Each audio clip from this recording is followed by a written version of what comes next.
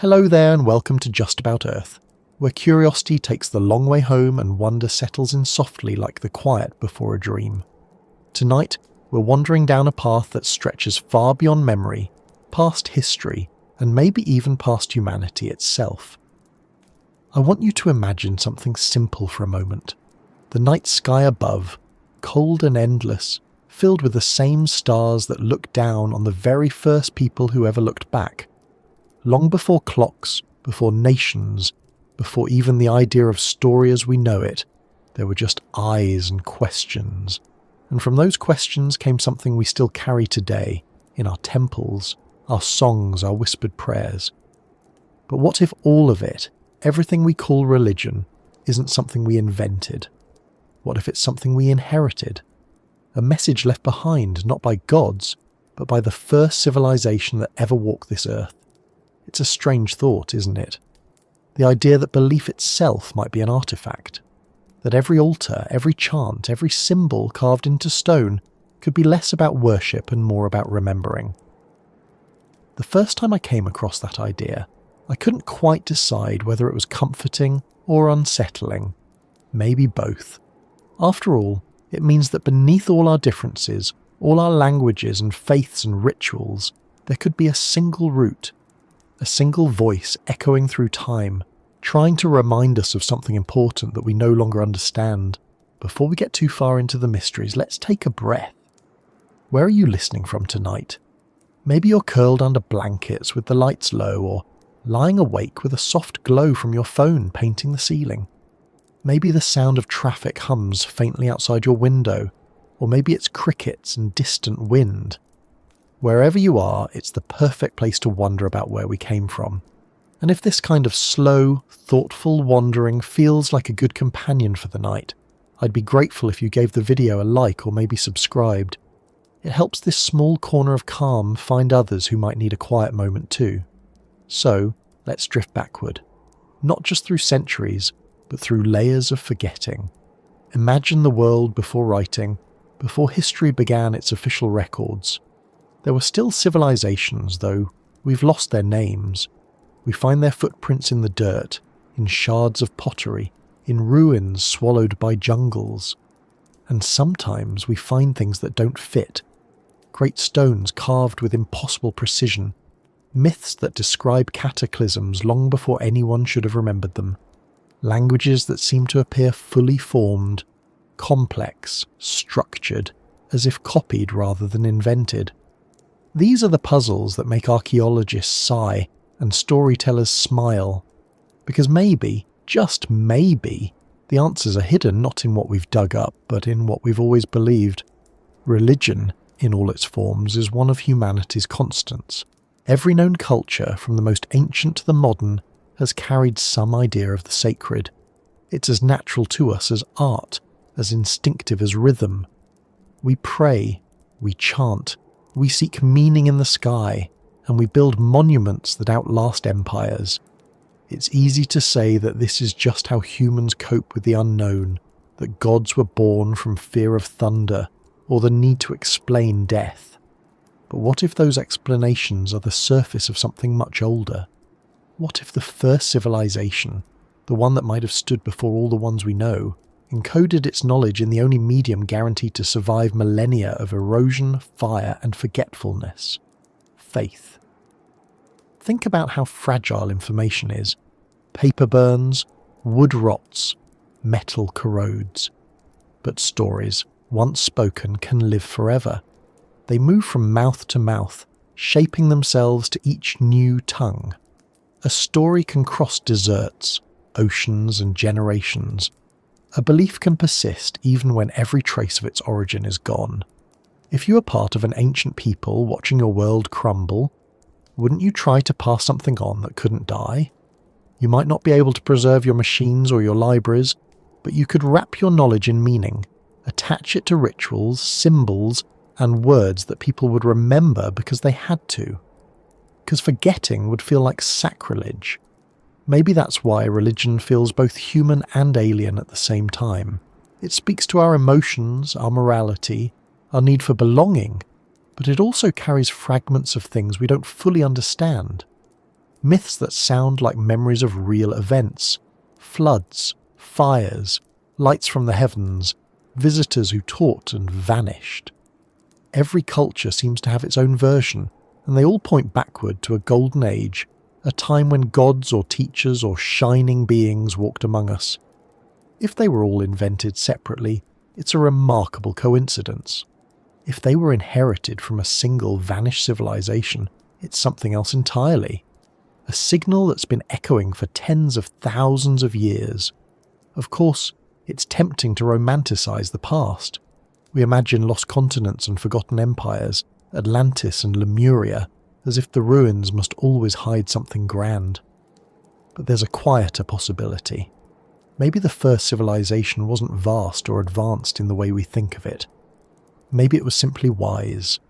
Maybe they understood that knowledge without meaning fades, that survival depends not only on tools but on stories that teach you how to use them.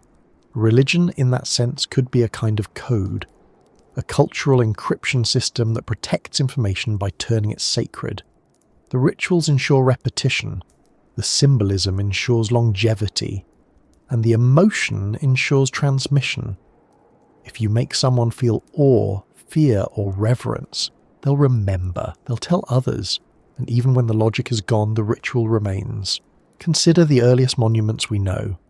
Göbekli Tepe in modern-day Turkey, built around 11,000 years ago, long before writing or agriculture as we define it.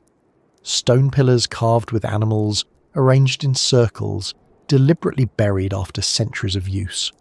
Archaeologists call it a temple, though they're not sure to what. No homes were found nearby, no signs of everyday life, just the structures and the carvings. It suggests that the impulse to build sacred spaces came before the impulse to build cities. Religion, in other words, might have been humanity's first architecture.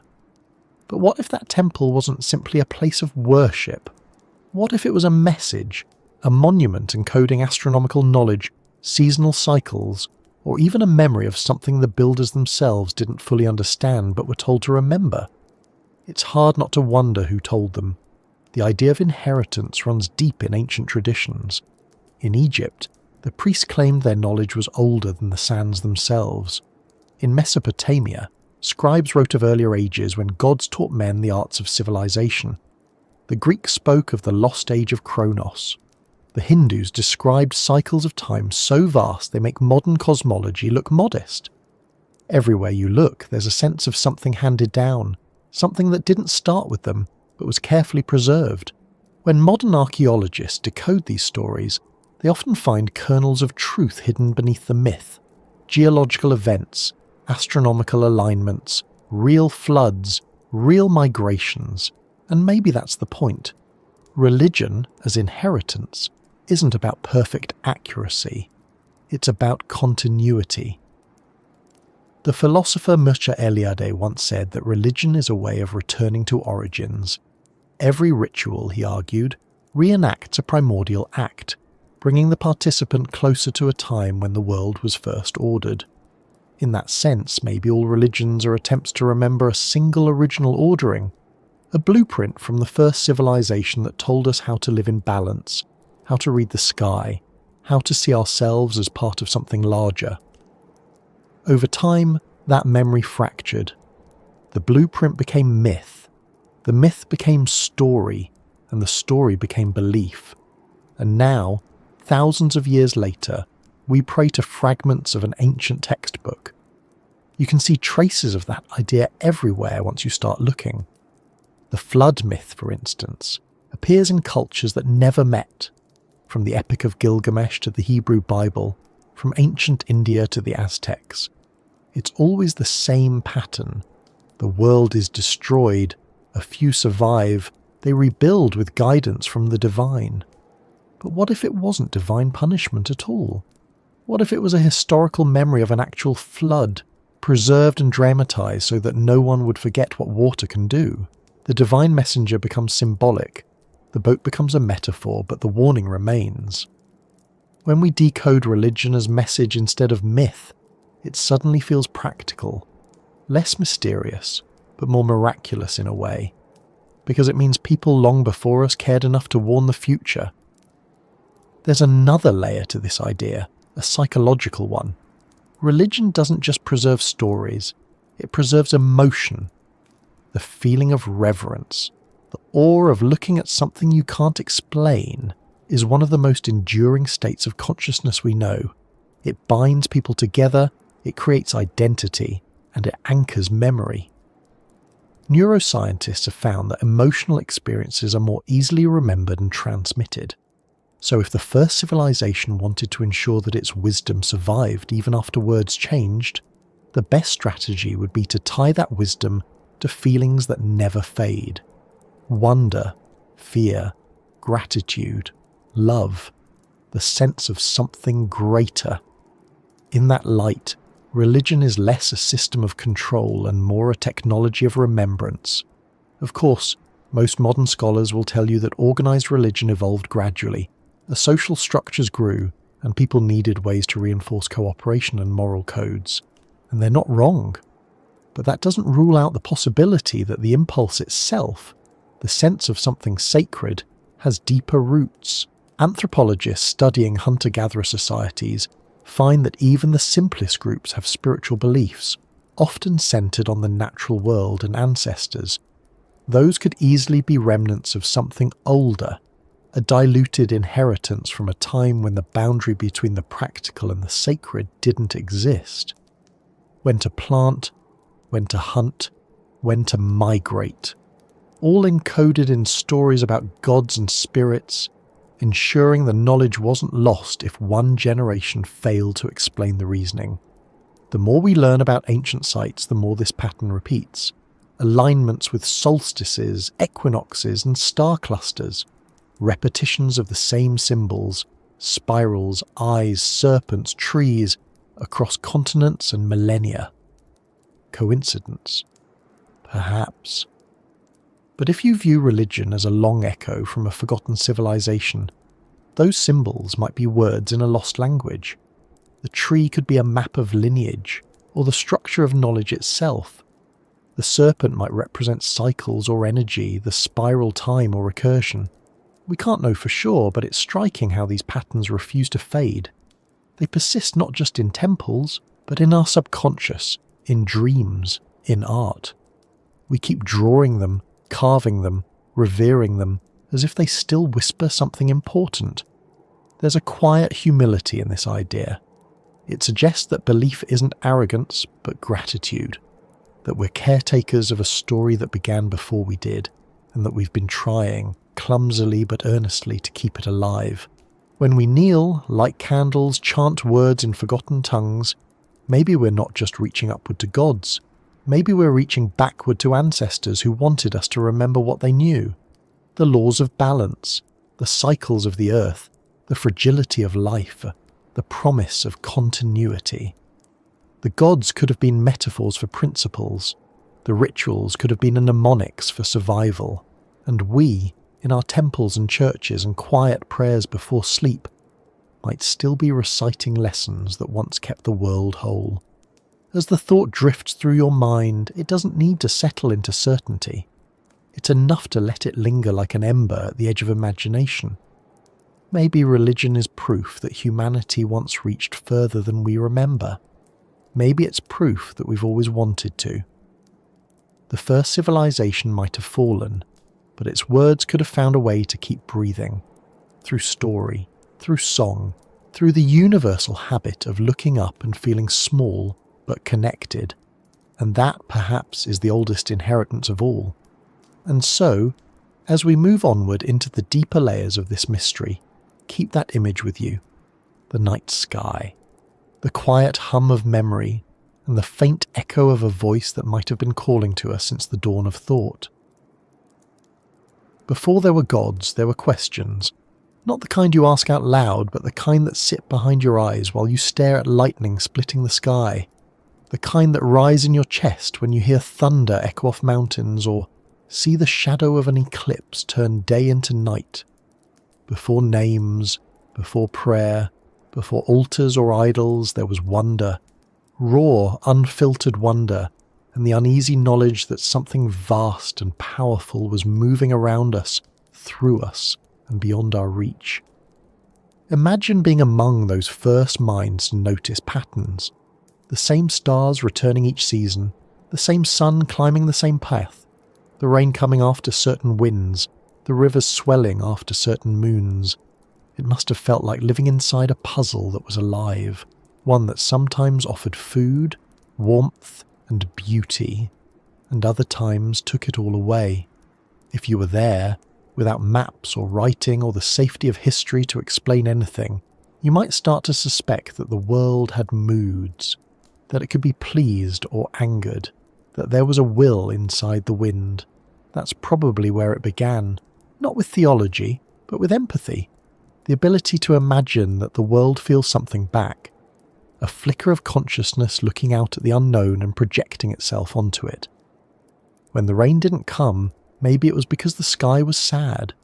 When the volcano roared, maybe it was because the earth was angry. It sounds naive now, but that instinct, that leap of imagination, might be the very root of civilization. Because once you start to imagine that the world has feelings, you start to imagine that you can communicate with it. You start to invent meaning. The earliest evidence of symbolic behaviour, ochre marks on cave walls, beads made from shells far from the sea, tells us that humans were thinking abstractly long before they built cities. They were assigning importance to things beyond survival. They were decorating the world. That might have been the beginning of a religion, though the people making those marks wouldn't have used that word. For them, it was probably something simpler. Gratitude, maybe. Or fear. Or an attempt to speak to whatever kept the sun rising and the rivers flowing. In a way, that's the most human thing imaginable. When we can't understand something, we tell stories about it. When we can't control it, we try to bargain with it. Those first people standing beneath constellations that seemed to move with intention were the first to strike that ancient deal between ignorance and imagination. They didn't need gods yet. They just needed patterns that made sense, and when you stare at something long enough, your mind will find them. You can almost picture them gathering around the fire after a storm, the ground still wet, the air heavy with the smell of earth and smoke. Someone points to the horizon and says, "That mountain, it made the thunder." Someone else shakes their head. "No, it's the sky that speaks when the mountain breathes." And somewhere in that conversation, somewhere between fear and laughter, between lightning and storytelling, belief is born. It's tempting to think of those moments as primitive, as if we've outgrown them. But have we? We still talk to the sky. We still make wishes to things that can't hear us. We still assign meaning to coincidences, to dreams, to numbers, to the strange alignments that make us feel like there's more going on than we can see. The only difference is that we've given those feelings names, written them into doctrines, and printed them in books. The impulse is the same. The vocabulary just changed. Before gods had names, the sacred wasn't something separate from the ordinary. The hunt, the harvest, the sunrise, the birth of a child, all of it was infused with the same awe. There wasn't a word for religion because there wasn't a word for not religion. The whole world was alive. Every stone, every gust of wind, every animal was part of the same conversation.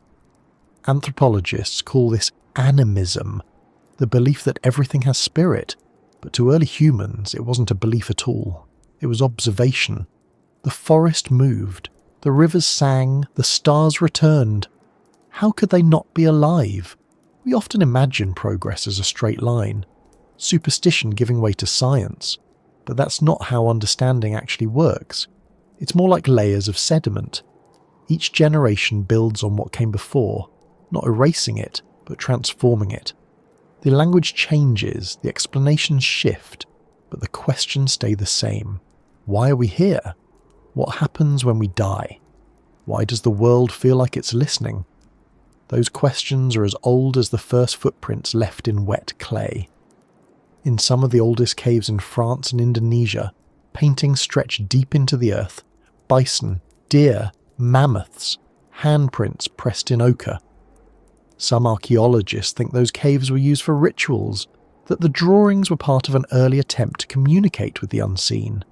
Maybe they were, or maybe they were an attempt to remember. The walls became a memory device, a way of holding on to what mattered most: the hunt, the herd, the turning of the seasons. Memory itself might have been sacred then, and memory, once sacred, doesn't stay small. Once you begin to treat remembering as a duty, it becomes ritual. You start to repeat gestures, songs, and symbols because they keep the past alive. Over generations, those repetitions solidify into something larger. They gain weight, and somewhere in that process, the nameless forces of nature start to acquire identities. The storm isn't just a storm anymore, it's a spirit. The river becomes a mother, the sun a father, the moon a watchful eye. The world fills with presence, and when presence feels constant enough, it becomes godlike. But if we think of this in the context of our question, that religion might be what the first civilization left behind, it takes on another meaning. What if those early spirits weren't just metaphors for natural forces? What if they were stand-ins for memories of real teachers, real ancestors, real beings whose deeds were too great to be forgotten, but too complex to be understood? Imagine a group of survivors from a fallen civilization trying to teach scattered tribes what they once knew. Farming, astronomy, geometry, medicine. To the tribes, these strangers would have seemed like gods, beings of impossible knowledge. Over time, their lessons would turn into myths, their tools into relics, their language into prayers. You can see hints of that pattern all over the world. The Sumerians spoke of the Anunnaki, beings who came from the heavens and taught humans civilization.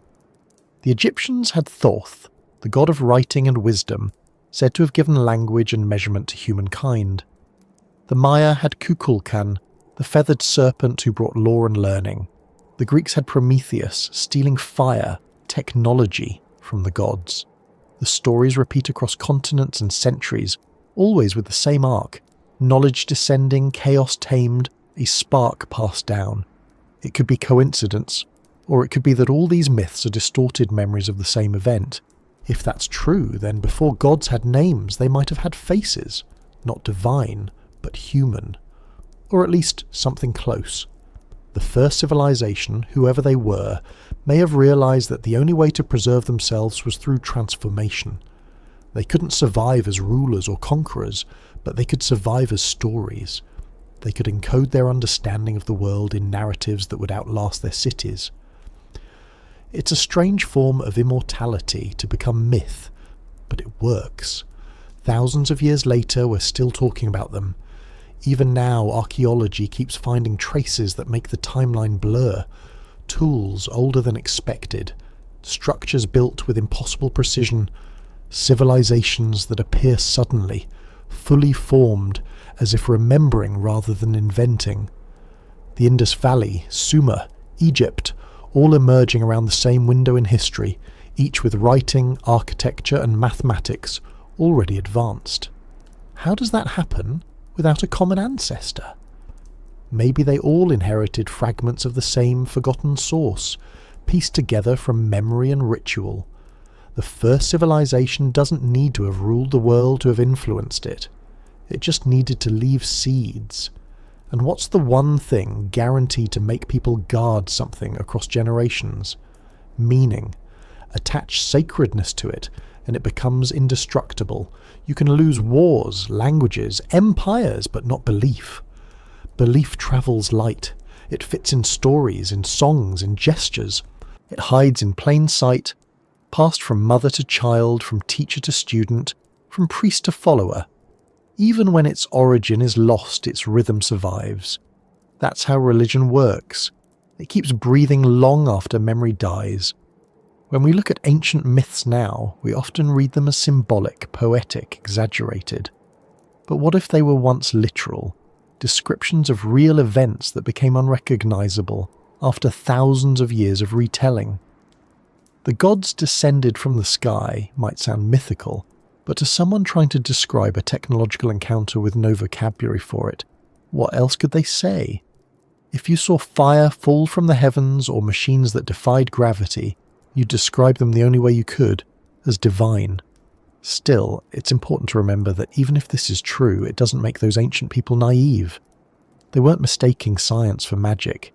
They were translating experience into meaning, building bridges between the seen and the unseen. That's what humans do best.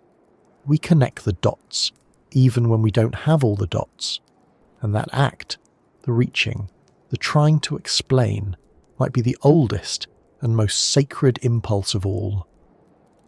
Before gods had names, there was no line between fact and myth, between the physical and the spiritual. The world was one thing, whole and alive. Knowledge didn't belong to a separate realm. To study the stars was to pray.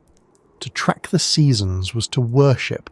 To tell a story was to preserve a law of nature. In that world, religion wasn't just what people believed, it was what they did to stay alive. And maybe that's the connection we've lost. Over time, we've divided knowledge into categories. Science for facts, religion for faith, art for feeling. But in the beginning, they were one language. Each reinforced the other. Each was a way of describing the same reality. If the first civilization left anything behind, it might have been that unity. The reminder that understanding the world doesn't have to mean dividing it. As we look back, those nameless beginnings remind us that belief wasn't born from ignorance, but from curiosity. It was the first attempt to make sense of chaos, the first version of philosophy, astronomy and storytelling combined. And it's still with us. Every time we look up and wonder, every time we whisper a wish or pause before beauty, we're echoing that same instinct. We're continuing a conversation that started when someone long ago looked at the sky and decided it was listening. So maybe, before gods had names, what we really had was awe. The kind that doesn't demand worship, only attention. The kind that makes you feel both small and vast at the same time. And that perhaps is the real inheritance. The spark of wonder that keeps asking, keeps imagining, keeps reaching. Because whether or not the first civilization meant to leave us a message, they left us the capacity to listen. And if you listen closely between the sounds of the world turning, the hum of your own breath, and the steady pulse of time, maybe you can still hear it. The echo of a question older than speech, still waiting for an answer we haven't yet found. When darkness covered the land, the only light humans knew came from the sky and from fire. Both had power. Both demanded respect, but one could be touched, fed, shaped, and controlled. The other was unreachable, distant, and mysterious. Somewhere between those two lights, the one that burned in our hands and the one that burned above us, something remarkable happened. Humanity began to tell stories that would outlast them, and maybe, if the idea that religion is what the first civilization left behind has any truth to it, this is where that legacy started to glow again, around the fire, in the stories, in the sparks rising into the night. Firelight changes the way the world feels. It makes shadows move. It softens faces. It makes time slow down. It turns strangers into listeners. Before there were books or tablets or carvings, there was the circle of warmth where memory was born. Think of how fragile knowledge must have been back then. Every idea had to live in someone's head, and if that person didn't pass it on, it vanished. So, the fire wasn't just heat. It was the first archive, the first university, the first stage. It was where the day's lessons turned into stories that could be remembered, and that's where the theories begin. When anthropologists study oral traditions, they find something fascinating. Cultures that have no written language can preserve stories accurately for thousands of years, word for word, rhythm for rhythm. Some Aboriginal songlines in Australia describe coastlines that were last visible during the Ice Age. Polynesian navigators can recall maps of stars across thousands of miles of open ocean without a compass. Oral memory, when tied to ritual and story, becomes a kind of living hard drive. It's not fragile at all. It's incredibly resilient. So imagine a civilization that knew this. Imagine the first true civilization, the one that might have risen before any of the ones we know, realizing that its survival didn't depend on monuments or metal, but on memory. Suppose they saw the collapse coming. Climate change, flood, famine, war, or even something beyond imagination. They couldn't save their buildings, but they could save their ideas. How? By turning them into stories so powerful that no one could forget them. Stories attached to rituals. Rituals wrapped in belief. Belief anchored by emotion. In short, they built their legacy out of faith. That's the core of the firelight theory. That religion wasn't born from ignorance or fear, but from preservation. It wasn't a misunderstanding of the world, but a survival mechanism for knowledge. Every myth, every chant, every parable could have been a code designed to make people remember, and if you wanted to ensure that people remembered, you wouldn't make it dry or technical. You'd make it meaningful. You'd make it sacred. Think about how stories work even now. Facts fade, but feelings endure. If someone tells you that the sun rises because the earth rotates, you might nod and forget. But if they tell you the sun is a guardian who dies each night and is reborn in fire each morning, you'll remember. You'll see the pattern. You'll feel it. And that feeling will pass to others. It might lose its literal truth, but it keeps its rhythm. That's how the memory survives. The first civilization, if it existed, might have mastered that art. The art of encoding truth in emotion. When the fire crackled and the night was full of quiet listening, the storyteller would begin, not to entertain, but to remind. The tale might describe a hero who steals fire from the gods, teaching humans to use it wisely. To the listener, it's a myth, but hidden in it could be lessons about metallurgy, energy, or chemistry.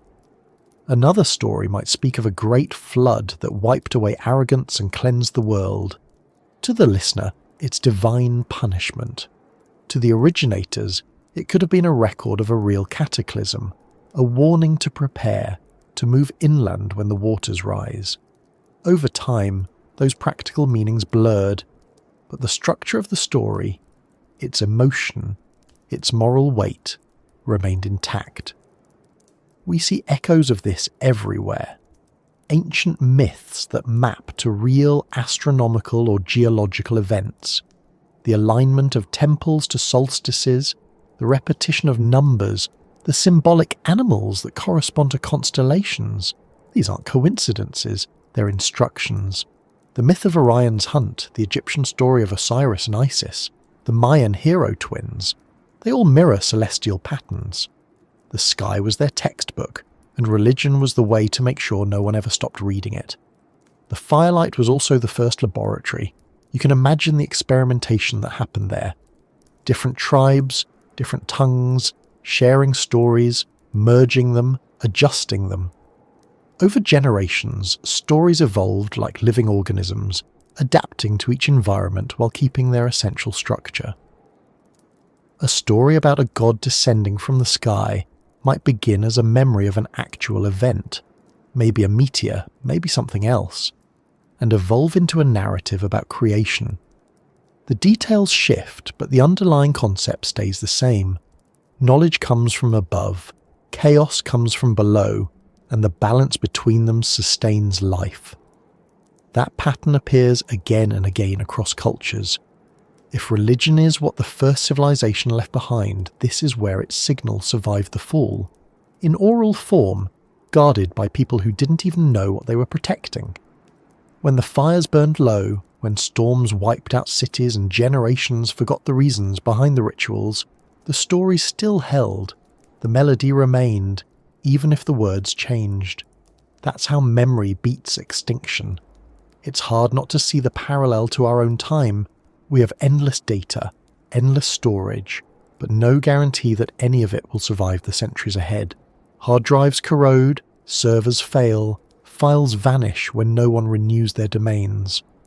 We assume permanence, but we're as fragile as those first storytellers if we forget to make meaning part of our message. If the power goes out forever, what will remain? Not databases, not websites, but stories. Someone, somewhere, sitting by a fire, will tell their child about the world that was, and that story will become the seed of the next beginning. The first civilization may have known that all along. They might have seen the cycle play out before, the rise, the fall, the silence, and realised that the only real immortality is repetition. The only way to make something eternal is to make it matter emotionally. So, they turn their science into ceremony. They turn their history into myth. They turn their memory into religion. When anthropologists look at the oldest surviving rituals, dances that imitate animals, chants that mimic the wind, ceremonies tied to planting or hunting, they often see superstition, but you can just as easily see data encoded in rhythm. When to plant, when to migrate, when to fish, when to prepare for storms, all hidden in songs and stories. To someone who's forgotten the meaning, it's worship. To the one who remembers, it's instruction. The line between the two is thinner than we think. The firelight also gave rise to hierarchy, and with it, the keepers of knowledge. Some people remembered better than others. Some could recite longer, more accurately. They became the storytellers, the shamans, the priests, not because they were closer to the divine, but because they were better hard drives. The first scientists were the first priests. The first astronomers were the first prophets. Their job wasn't to command belief. It was to preserve pattern. And the pattern, over time, became sacred. Imagine then the transition, the moment when a society that once told stories to remember began telling them to believe. That's how you lose the key to the code. Once something becomes purely sacred, it stops being questioned. The original purpose fades. The myth becomes the message itself. And yet, even then, the preservation continues. The meaning might be buried, but it's still there. You can almost think of religion as an ancient encryption, a message locked in metaphor, waiting for someone to remember how to read it. Some modern researchers have begun revisiting myths through that lens. They find that many religious stories contain surprisingly accurate astronomical data. Myths about cosmic eggs, serpents, or battles in the sky align with real celestial phenomena like comets, eclipses, and planetary conjunctions. The ancients, it seems, weren't just inventing, they were observing. They were recording reality in mythic language. The reason they used story instead of prose wasn't ignorance, it was strategy. Stories survive, data doesn't. The firelight theories also touch on the evolution of consciousness itself. Around the fire, humans learned not just to tell stories, but to imagine perspective, to see through someone else's eyes, to feel empathy. That's what storytelling is, after all, a shared simulation. And when you share a simulation long enough, it becomes a collective memory. In that sense, the first civilization might not have left behind machines or monuments, but a mental technology, a way of using story to link minds across generations. Religion might be the most successful example of that ever created. It also explains why religious imagery often feels so familiar, even across different cultures. Fire, water, sky, birth, death, light, darkness. These are universal experiences, but they're also the core components of the older stories. They're the building blocks of memory. If you wanted your message to survive every translation and migration, you'd tie it to those. They don't change, they're constants. And so, when we find them repeated across time and geography, maybe we're not seeing coincidence. Maybe we're seeing the fingerprints of a deliberate design. There's something humbling about that. The idea that what we call faith could be a memory system designed by ancestors who understood that words fade but rituals endure. They might not have known what would come after them, but they knew that as long as someone was still telling stories by firelight, they wouldn't be entirely gone. Their civilization would live on, not in stone or metal, but in human hearts and voices. Think about it. Every major religion still relies on light in some form. Candles, lamps, incense, flame. Every ceremony replays the same ancient scene. People gather, faces lit by flickering fire, and listen to words meant to bridge the gap between now and forever. The technology has changed, but the instinct hasn't. We're still sitting around the fire, the stories are still working, and maybe that's why, despite everything we've learned, we still crave meaning. We still search for something larger than ourselves, because deep down, we might remember that once, a long time ago, we were entrusted with something precious, a message carried in the warmth of light and the rhythm of words. The first civilization might have vanished, but their method survived. Every belief, every ceremony, every whispered prayer might just be another spark from that original fire. The flames flicker, but they never go out. Not really. They just move from torch to torch, from century to century, from one quiet listener to another, and as long as someone sits awake, watching the light and wondering what it all means, the message continues. The night deepens, the stars shift.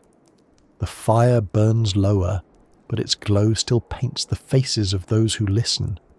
They might not remember where the stories came from.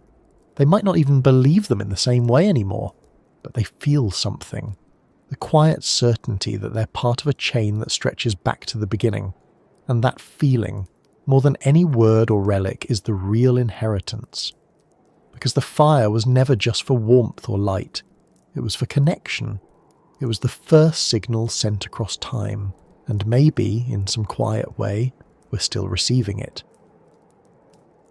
When the fires died down, people began to look upward. The night sky wasn't just decoration, it was an endless pattern that demanded attention. Every movement of a star, every shifting light seemed deliberate, and the more people watched, the more they noticed that the heavens followed rules. Seasons changed with precision, certain stars vanished and returned. The moon grew and faded, the sun moved along invisible paths, and everything, no matter how vast, seemed to repeat itself in rhythm. For early minds trained to survive by recognizing patterns, this was irresistible. The sky was speaking, and they wanted to learn the language. At first, it might have started as simple observation. Hunters noticing that certain constellations appeared before herds migrated. Farmers realizing that the rising of a specific star meant floods were near. Over time, these correlations became reliable. The sky wasn't random. It was a map of time itself. But maps require interpretation, and interpretation requires memory. You can't build a calendar out of coincidence. You need systems, symbols, and structure. That's when the watching turned into studying, and studying became worship.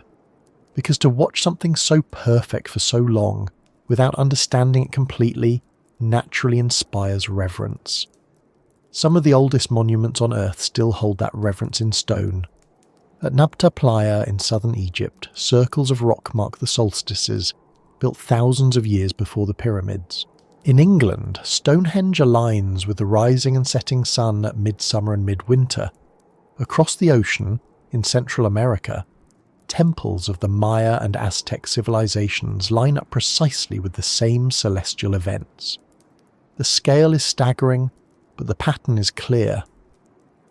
Humanity's first temples weren't built for crowds, they were built for the sky. It's as if the first civilization left a message across continents, a silent agreement that the heavens were the only constant. The earth changes, rivers shift, forests burn, empires fall, but the stars remain. If you wanted to send knowledge forward in time, far beyond the reach of paper or language, you would carve it into alignment with the cosmos itself. That's geometry at its most eternal. Stone holds shape, and the sky provides the reference point. The result is a message that can last millennia. You don't even need to read it in words.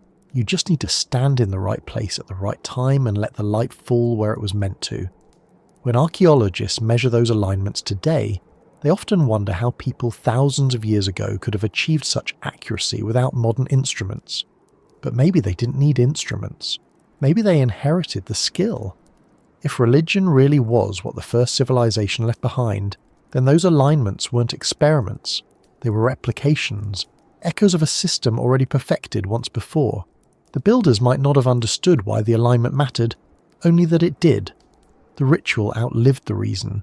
The geometry outlasted the teacher. In that sense, every ancient temple is both a prayer and a memory, each stone a syllable in a language that was never spoken but always understood.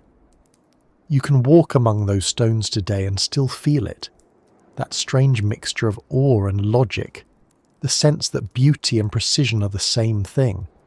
The architects of old didn't separate science from spirit. They measured holiness with the same care they measured shadow and light. The Egyptians, for example, built their great pyramids with such precision that their sides are aligned almost perfectly with the cardinal directions.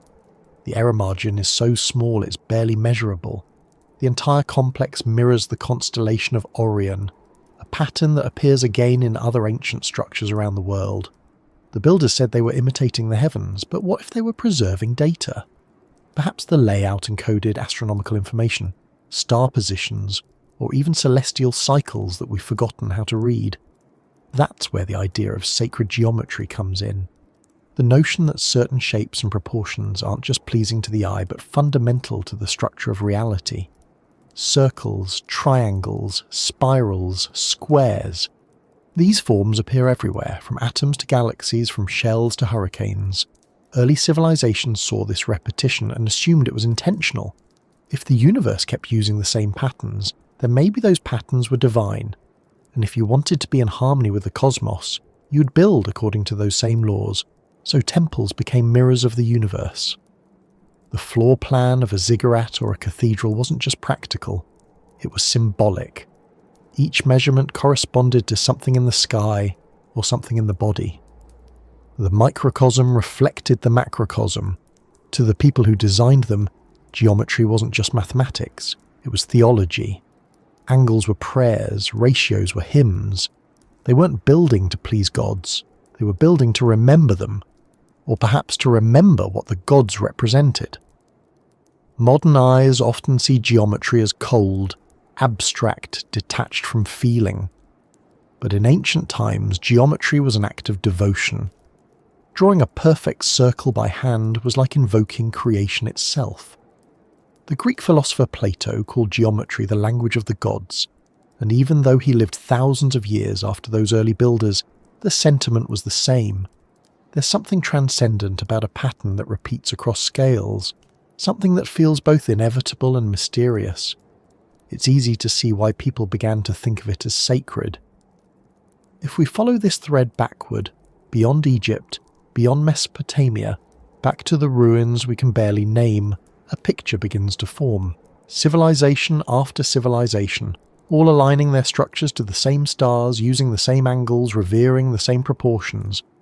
The golden ratio, pi, the square root of 2, these constants appear in temples and monuments long before anyone we know of could have calculated them formally. How did they know? Were they rediscovering universal truths on their own, or were they remembering something that had already been known and lost? Some researchers argue that these proportions emerge naturally from observation. You don't need advanced math to see beauty in symmetry. Others think it's evidence of a deeper inheritance, knowledge passed down through myths, rituals and building traditions, originating from an earlier forgotten source. If religion was that inheritance, then sacred geometry was its script. Each shape carried meaning, and each meaning pointed back to an understanding of the world that was once common knowledge. Even the layout of ancient cities reflects this pattern.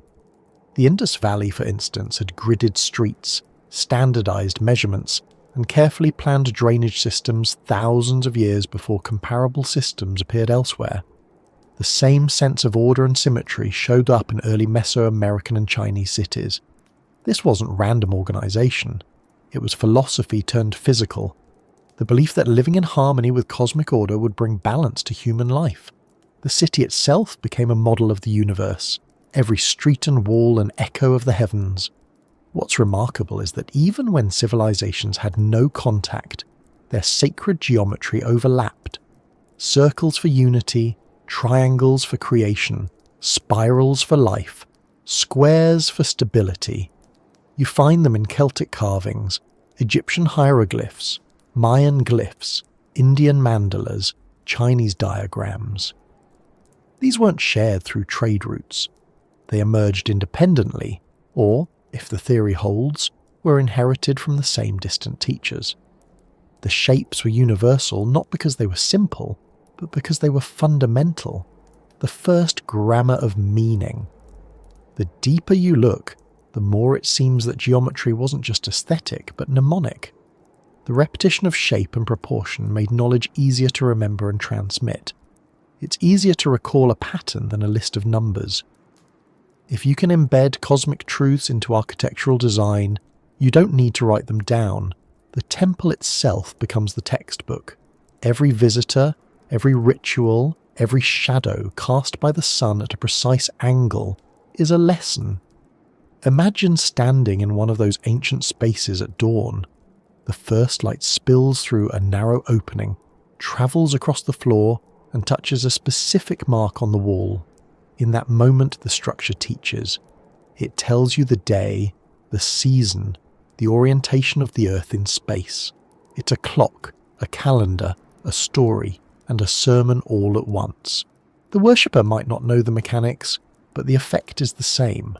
They feel connected to something vast and orderly, and through that feeling, the memory persists. That's the genius of sacred geometry. It operates on both levels. It communicates information to those who can decode it and awe to those who can't. You don't need to understand trigonometry to feel that a temple is perfect. The harmony speaks for itself, and that harmony might be exactly what the first civilization wanted to preserve. Not just data, but the emotional recognition that the universe is structured and intelligible. Even the myths reflect this. In nearly every creation story, the universe begins with chaos that becomes order. Darkness divides into light. The void takes shape. The gods or forces draw boundaries, measure distances, assign roles. Creation itself is geometry, the act of dividing and organizing. When early priests or builders recreated that process in stone, they weren't just copying divine work, they were participating in it. Building became a sacred act because it mirrored the act of creation. Over time, that connection between the heavens and human structures deepened. Astrology developed from the same observations that guided architecture. Temples became observatories, priests became astronomers, and though modern science eventually separated itself from religion, its origins are still written in the stars those priests studied. To measure is to revere, even if the reverence is now called curiosity. The more we uncover, the clearer it becomes that these alignments and proportions weren't coincidences. They were deliberate. They were communication. The first civilization, if it truly existed, might have known that the only language capable of transcending time was mathematics. Not the kind written in symbols, but the kind expressed in ratios and forms. The square and the circle, the triangle and the spiral, those are ideas that never age. They don't depend on translation. Anyone, anywhere, in any era can rediscover them, and when they do, they reconnect with the same knowledge. That might explain why so many ancient religions describe the gods as architects or builders. In Egypt, the god Ptah was the divine craftsman who spoke the world into structure. In Greece, the universe was said to be ordered by a cosmic geometer. In Hinduism, the god Vishvakarman shaped the world with measure and form. The metaphor is consistent. Creation as construction, divinity as design. It's not about power, it's about precision. The divine doesn't rule, it arranges. And maybe that's what the first civilization wanted us to remember. Not just how to build temples, but how to see the universe as a structure that can be understood, respected, and mirrored in our own creations. Religion, in this view, becomes a manual for maintaining harmony with that structure. The rituals aren't arbitrary, they're calibrations. The prayers aren't demands, they're alignments. The geometry isn't decoration, it's instruction.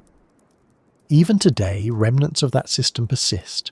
Cathedrals still echo with the same proportions. Mosques and mandalas still unfold with symmetry. that guides the eye and calms the mind. Modern architecture, even stripped of its overt spirituality, still seeks balance and proportion. We still respond to geometry on an instinctive level, as if some part of us remembers what it means. When you think about it, the entire human project, from science to art to philosophy, is an extension of that same impulse. We keep trying to map the invisible, to find order in chaos, to align ourselves with something larger. Whether we call it physics, faith, or beauty, it's the same movement of thought, reaching back to that first moment someone traced a line in the dust and realized it meant something. The sky is still there. The stars still move with the same grace. The temples still stand silent and patient, waiting for us to look up and remember. Maybe we're not as far from that first civilization as we think. Maybe we're still following their instructions, even if we've forgotten who wrote them. And if we ever find out who they were, we might realize that we've been speaking their language all along, not in words, but in lines, angles, and the quiet awe of seeing the heavens reflected in stone. The night remains vast, the sky keeps its rhythm, and below it we still build, measure, and dream, guided by shapes we didn't invent but somehow always knew. The stones remember. Even when the people are gone, even when the words are lost, the stones still face the right direction. They still mark the same sunrise. They still hold their silence at the same hour of the solstice. They don't need to understand what they were built for. They just endure. But humans are different. We don't endure. We remember. Or at least we try to. And the effort to remember is what shaped everything that followed. If the first civilization left something behind, it wasn't just monuments or myths. It was a way of carrying memory, through symbols, through stories, through objects that outlived their makers. You can almost see how it started. A family passing down a tool made by a grandparent. A song sung before a hunt. The words slightly changed each time. A mark carved into a tree or a bone, not as decoration but as record. Each act small, almost ordinary, yet each a thread in a network of meaning that stretches across generations. Before writing, before libraries, before archives, humans built their continuity out of memory itself. The body became the book, the mind became the archive, the act of remembering became a sacred duty.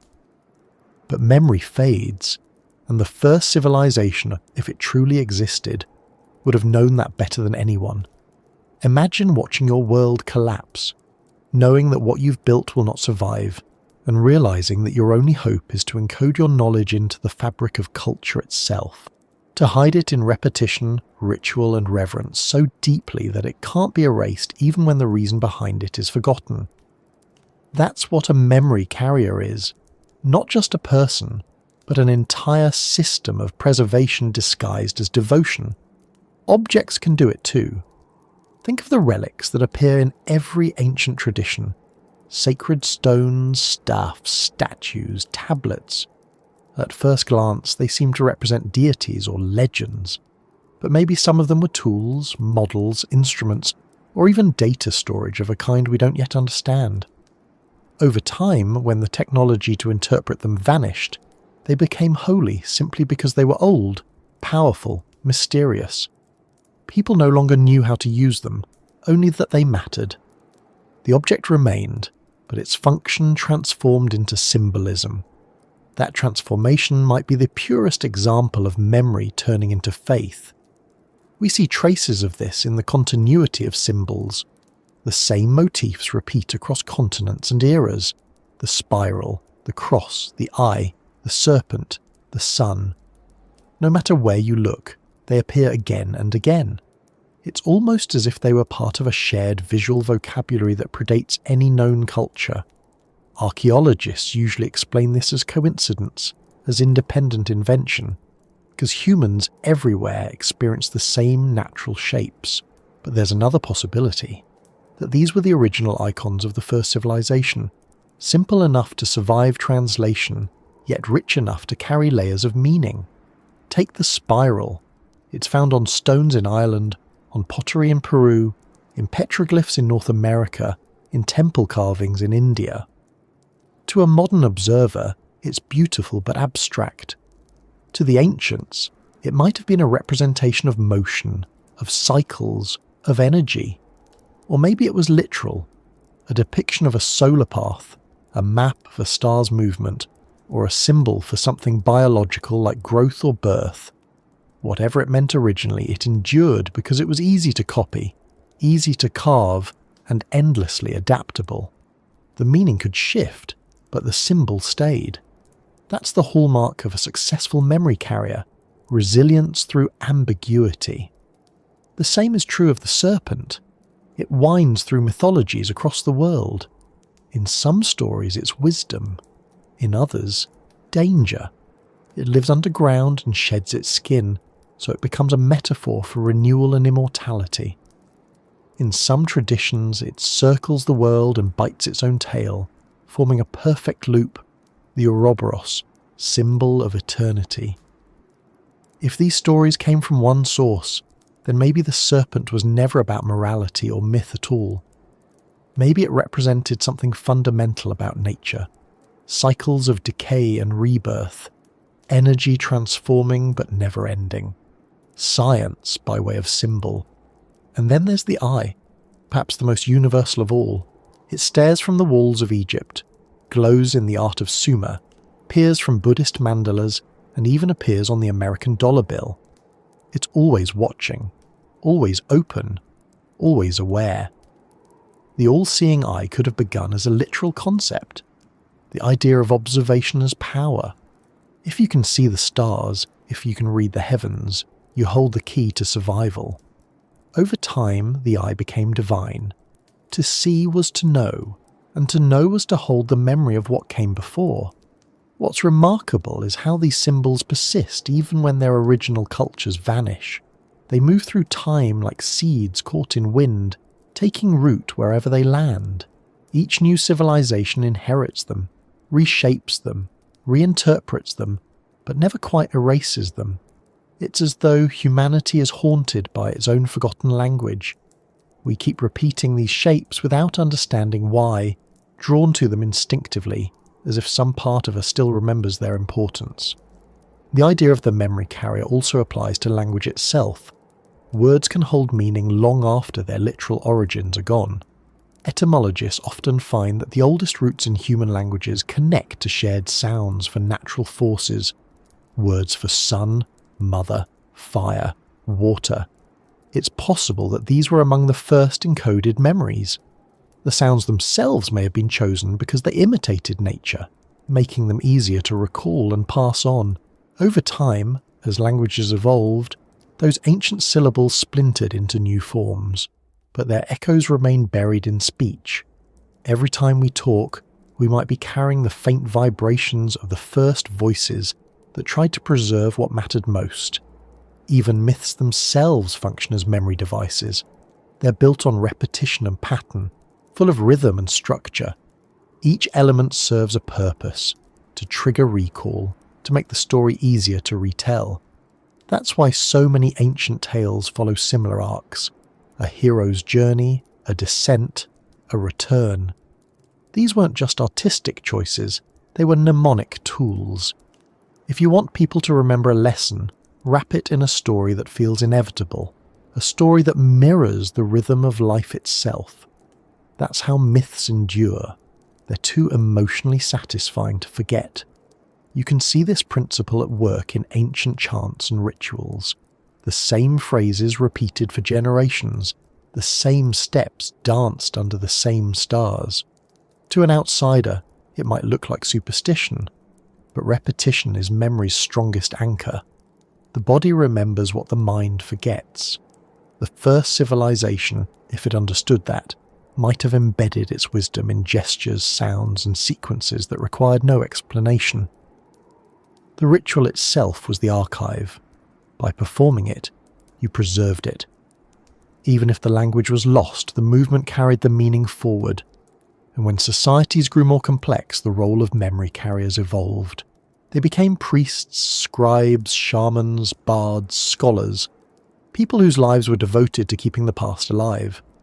Some memorized thousands of lines of verse, others guarded sacred relics or temples, some traced star paths across generations. Each one was a living extension of the first impulse to preserve. They were the human continuation of the stone's endurance. And even when power corrupted their institutions, even when knowledge turned into hierarchy, their purpose, to carry memory, remained buried beneath it all. There's an argument to be made that we're still doing the same thing.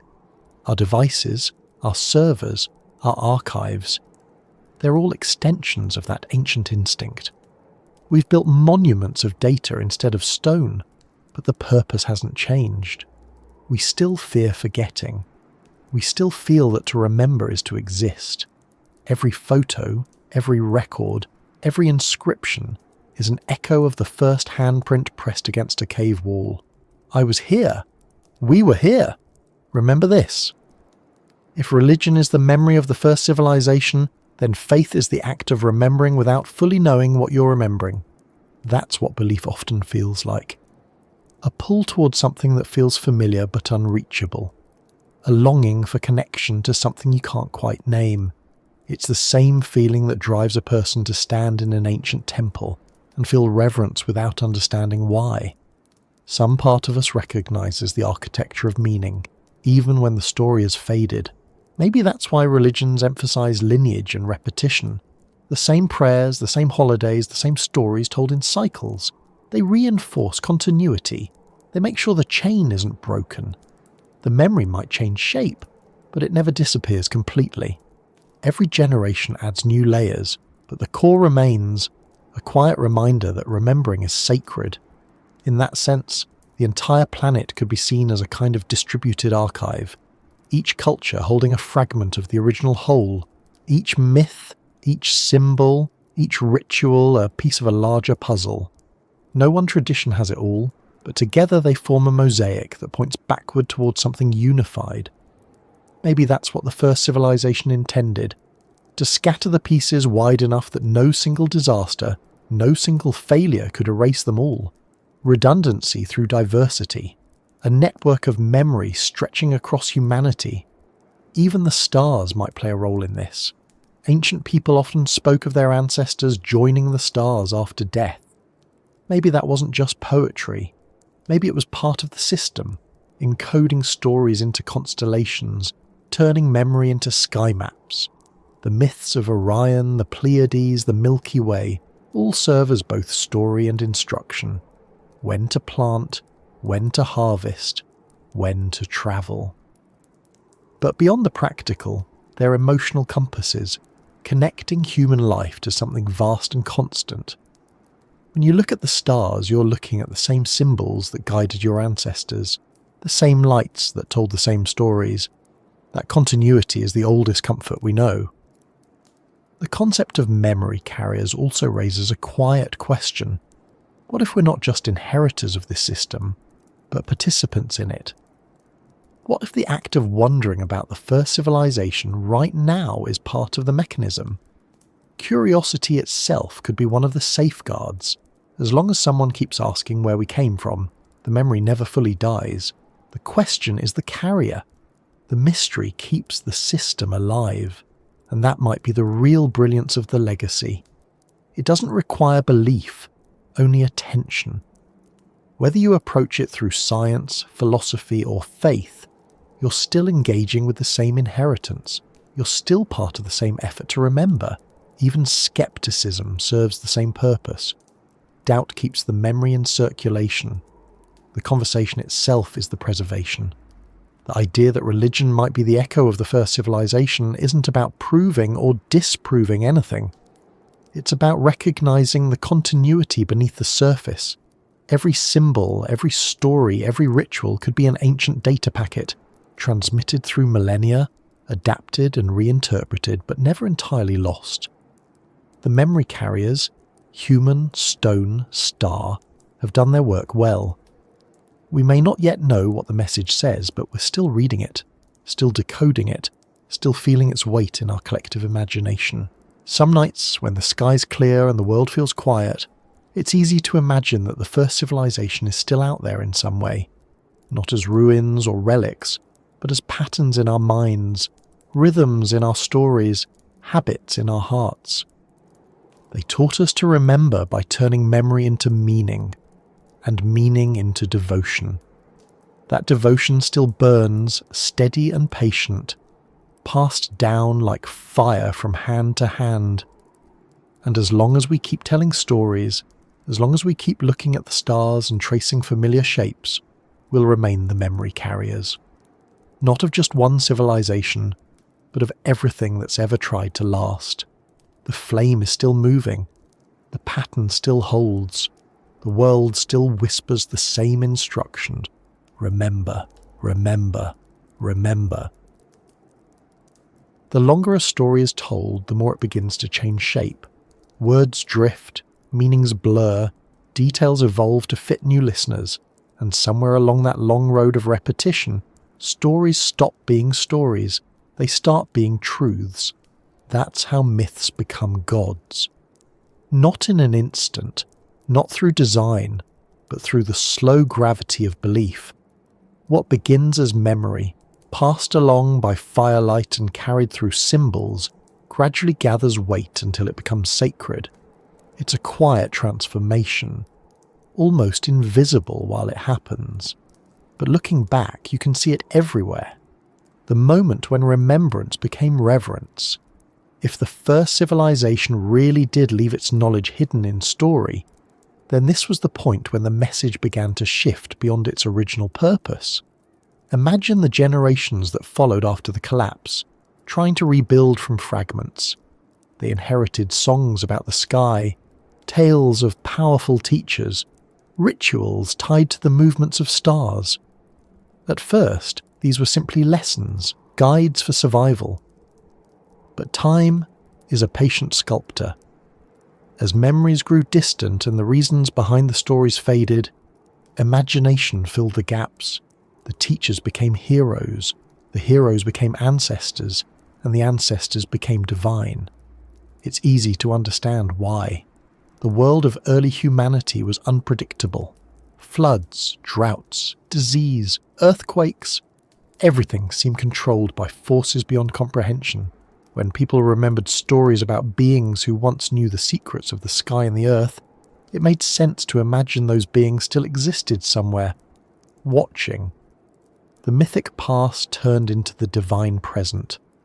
A story once meant to explain became a structure of meaning, a system of comfort and control.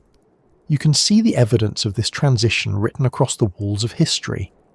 The Sumerian kings claimed descent from gods, but if you look closely, their earliest texts describe those gods as rulers from before the flood, beings who taught, governed, and departed. The Egyptians spoke of divine dynasties before human kings, but the earliest depictions of those gods look more like people than abstractions. They wore crowns, held tools, built things.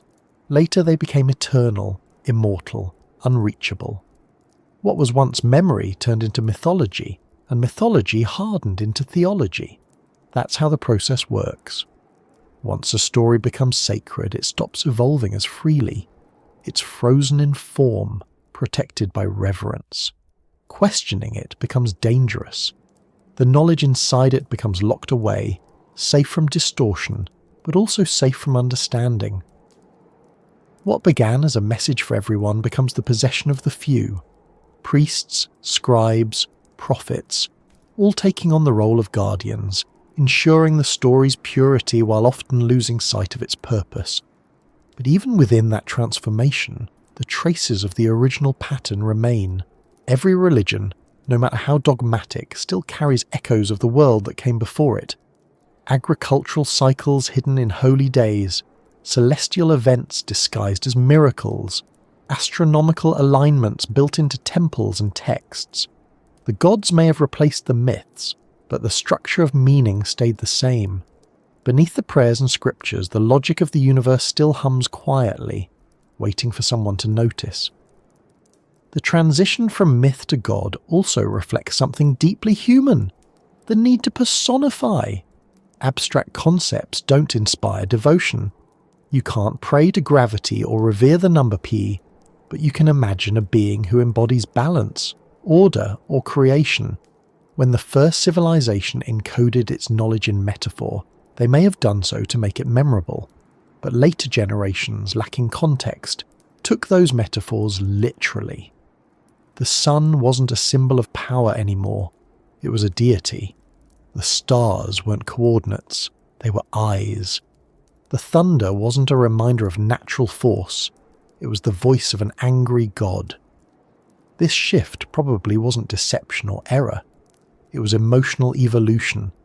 People needed connection, and connection requires familiarity. Turning patterns into personalities made the vastness of existence feel closer, more understandable. A storm is terrifying, but a storm god can be pleaded with. Death is inevitable, but a god of the underworld can be reasoned with. It was a way of giving shape to the unshapeable, of bringing order to chaos, and once that shape was drawn, it never truly faded. Still, if you trace the lineage of these deities backward, they often lead to something simpler, a myth about nature, an observation about the world, or a lesson about balance. The Greek god Poseidon, ruler of the sea, may have begun as a mythic personification of the ocean's unpredictable power, but also as a reminder of its cycles, its relationship to earthquakes and tides. The Egyptian sun god Ra was once the symbol of rebirth and the movement of the heavens, an embodiment of astronomical precision. The stories grew more elaborate, but at their heart they remained maps of the same patterns the first civilization studied. Every myth that became a god carries this dual nature, a literal story layered over an older truth. The Hindu pantheon, for instance, encodes astronomical and metaphysical concepts through personified forces. The Norse cosmology, with its world tree and cyclical destruction, mirrors natural rhythms of creation and decay. The Mesoamerican gods of maize, rain and sky preserve the science of agriculture and climate in divine form. To the believers, they are beings. To the anthropologist, they are metaphors. To the first civilization, they might have been instructions. There's also a social reason myths became gods. As communities grew, they needed cohesion, a shared framework that could unite strangers. Stories alone weren't enough for that. They had to become laws, ceremonies, institutions. Religion served that purpose perfectly. It organized belief, created hierarchy, and gave rulers authority by tying them to the divine. What had once been open-ended memory now became structure. The fluid became solid. The myth became system. And yet, even in this shift toward power and hierarchy, the emotional core of religion stayed the same. Awe. Whether directed at the storm or the statue, the feeling is identical. That sensation of standing before something larger than yourself, something ancient and meaningful, is the thread connecting every era. Maybe that's why myths could become gods in the first place, because awe itself is a kind of memory. When people felt it, they were unconsciously recalling the same feeling their ancestors had felt while looking at the stars or lighting the first fires. The context changed, but the emotion endured. It's easy now to think of gods as inventions. But maybe that word isn't right. Invention implies fabrication. What if gods are better understood as evolutions, the mature form of ideas that once served a different purpose? Just as language evolves from sound to speech to writing, belief evolves from observation to story to divinity. The gods, in that sense, are the final stage of mythic memory, the form that ensures survival across generations. No one forgets a god. When you examine how deities are described in the earliest records, another pattern emerges. Many of them were associated with knowledge, not just power or creation, but teaching. Thoth in Egypt, Hermes in Greece, Enki in Sumer, Quetzalcoatl in Mesoamerica. Each one a messenger, a bringer of wisdom, a bridge between heaven and earth. They didn't just command, they instructed. If those figures trace back to the first civilization, they may represent the memory of real individuals or groups who once played that role. teachers whose influence became immortalized through transformation. Over time, their lessons turned into laws, their methods into magic, their guidance into gospel. It's a strange kind of immortality, to live forever as symbol. The original message is absorbed by the myth, like ink spreading through water until it's inseparable from the form it took. That's what religion does so well. It preserves meaning by merging it with identity. You don't just remember an idea, you live it, you reenact it, you build your world around it. That's why the transition from myth to God wasn't a loss, but a preservation strategy. Even when the literal truth was forgotten, the essence survived through devotion. You can see this continuity even in the language of prayer. People still speak to their gods the way ancient people might have spoken to the forces of nature, asking for rain, for light, for safety, for renewal. The phrasing changes, the imagery evolves, but the relationship remains the same. It's an echo of that first conversation between humanity and the world, a conversation that began not with belief, but with wonder.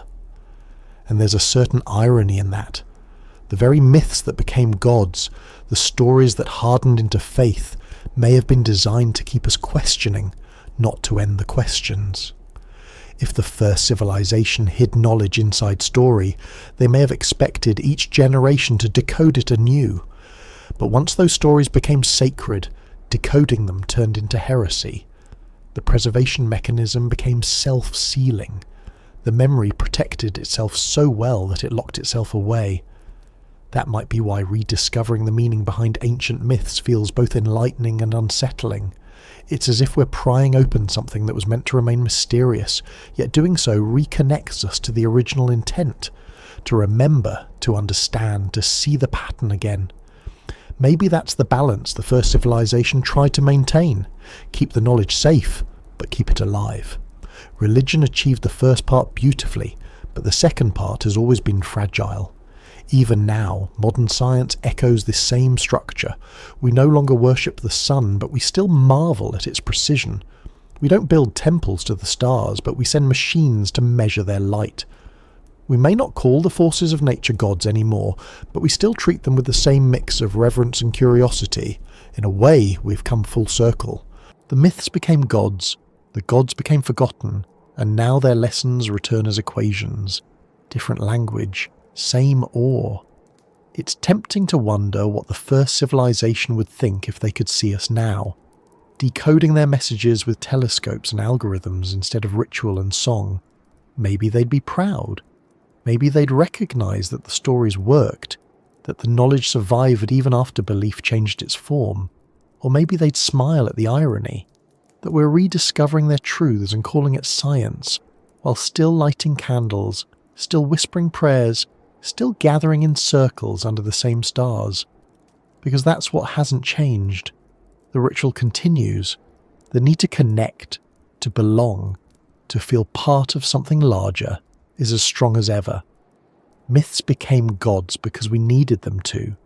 They gave structure to that need, turned the infinite into something we could hold in our minds, and in doing so, they carried the torch of memory a little further down the line.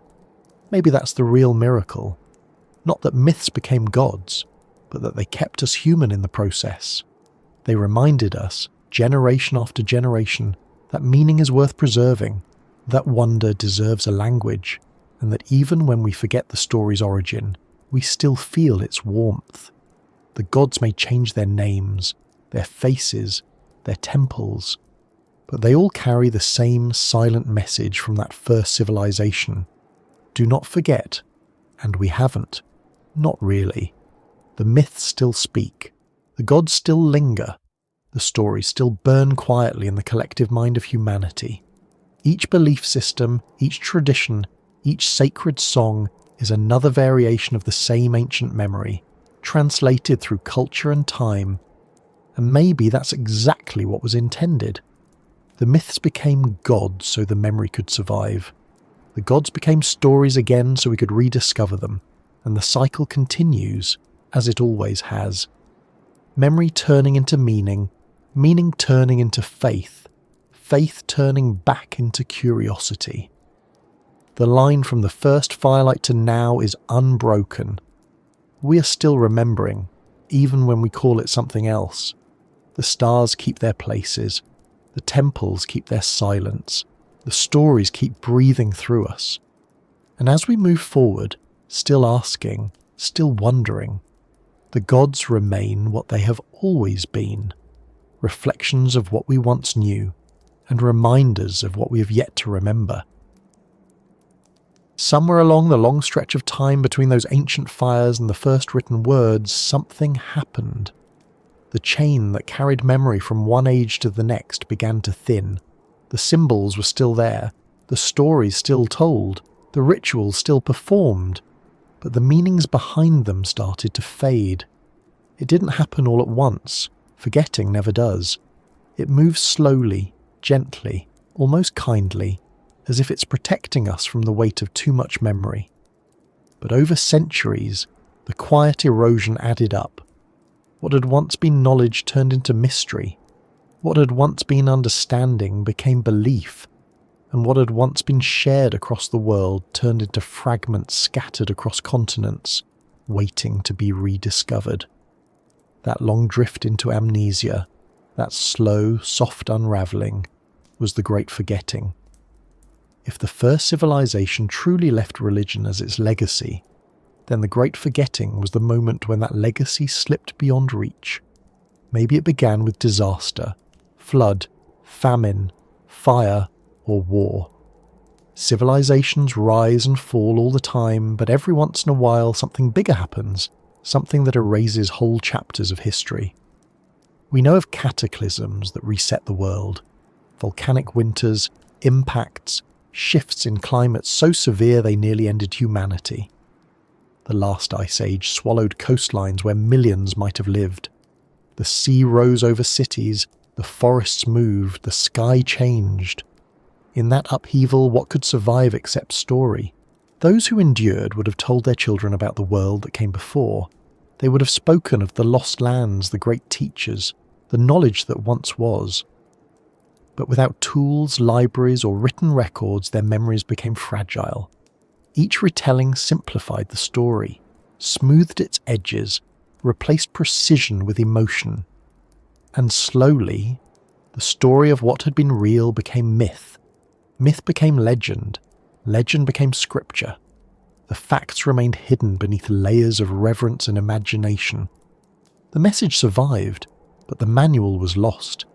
It's strange how often the world's myths begin with the same motif, the loss of something great, a flood that wiped away a golden age, a fire that consumed the old world, a god who left humanity behind.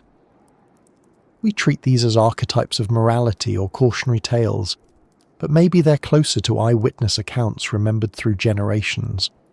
The ancient Sumerians wrote of a flood so vast it erased history.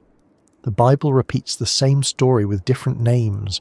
The Greeks spoke of deluges and rebirth, the Mayans of cycles and destruction, the Hindus of ages that end and begin again. Every culture remembers a moment when everything was almost lost. The consistency of that memory suggests it wasn't metaphor. It was history, dimly remembered through myth. When you study the archaeology of the early Holocene, the evidence aligns with the legends. Sea levels rose dramatically about 12,000 years ago, drowning vast regions of what were once habitable coasts. Entire cultures could have vanished beneath those waters. If one of them was the first civilization, the Great Forgetting wasn't just metaphorical, it was literal. Their world disappeared, their survivors scattered. Their knowledge, encoded in story and ritual, became religion in the hands of those who no longer understood its origin. That might explain why ancient texts often speak of knowledge descending from the heavens after catastrophe, why gods had to return or teach again. The flood didn't just erase people, it erased context. The survivors inherited fragments of a system without the framework to interpret it. Like someone finding pages from a book written in an extinct language, they could sense importance but not meaning. So they filled the gaps the only way humans know how, with imagination, reverence, and myth. The Great Forgetting also reshaped our relationship with time. Before, stories and symbols might have represented cycles, endless patterns of renewal and decay, reflecting the rhythm of the universe. Afterward, history became linear. We began to think in beginnings and endings, in progress and decline. Religions that emerged from the ruins of the forgotten world often spoke of creation as a singular event, of history as a path, and of destiny as a goal. The old cyclical vision of existence, encoded in spirals and stars, gave way to narrative.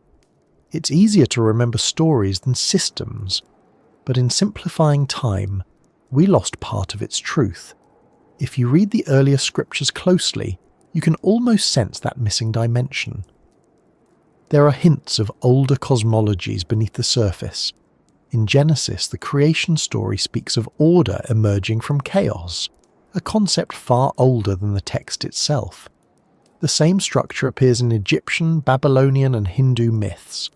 Always the same sequence: the void, the waters, the division, the light. It's the geometry of the universe retold as divine act. Perhaps those who first wrote it down were already trying to recall something half forgotten, a pattern once understood as science, now reimagined as miracle. The Great Forgetting didn't just erase knowledge, it altered memory itself. When people lose understanding, they reinterpret emotion. What once inspired curiosity begins to inspire fear. The stars that once served as guides became omens. The forces of nature that were once understood as systems became spirits to be appeased. The shift from observation to worship was gradual but profound. It created a distance between humans and the world they once felt part of. Instead of participants in the cosmic rhythm, we became subjects of it. The world stopped being a conversation and became a hierarchy. That shift also birthed a new kind of power, authority through interpretation. If only a few people could understand the divine, they controlled the story. Priests and rulers became translators of the forgotten. They preserved what little remained of the old knowledge but wrapped it in secrecy and ritual. To the people, it seemed mystical. To the guardians, it was memory fragmented beyond repair. The original purpose of religion, to preserve and transmit, began to turn inward. It became self-sustaining, self-referencing, less about what was remembered, and more about how it was remembered. And yet, not everything was lost. Some fragments resisted the tide of forgetting. You can see them in the persistence of certain symbols and measurements, in the inexplicable similarities between distant cultures, in the way geometry and astronomy kept reappearing.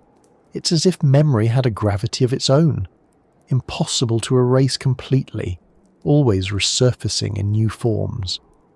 When the Renaissance rediscovered mathematics and science, it wasn't invention, it was recovery. When modern physics describes the harmony of the cosmos, it's echoing the same principles carved into stone 12,000 years ago. The forgetting was vast but not absolute. It's worth asking why this pattern keeps repeating, why knowledge rises, collapses, and then returns as faith, only to be rediscovered as science.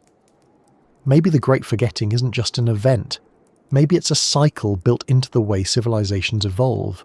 Memory expands until it overwhelms its carriers, then it contracts to survive. The details are lost, but the essence remains. The survivors rebuild from fragments, guided by instincts they don't fully understand, and each time they leave behind their own version of the story for the next to rediscover.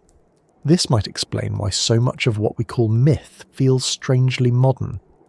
The ancient texts speak of flight, light, sound, fire, machines, beings who come from the sky and depart again.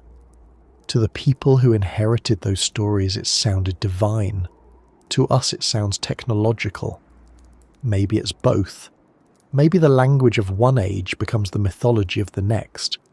When the context is gone, metaphor takes its place. That's how memory adapts to forgetting. There's another aspect to this: emotional inheritance. Even when factual memory fades, emotional memory persists. Cultures that have lost their original myths often retain the feelings they carried. Reverence for the sun, respect for cycles, fear of storms, love of the earth. Those emotions are echoes of the original understanding. They guide behaviour long after the reason is gone. You don't need to know why a ritual exists to feel that it's right. That's how the message survives the loss of language. The heart remembers what the mind forgets. Perhaps the great forgetting was necessary. Knowledge without wisdom can destroy as easily as it creates. If the first civilization reached heights we can't imagine, mastering the balance between technology and nature, its fall might have been the result of imbalance. Forgetting could have been the universe's way of resetting the scales.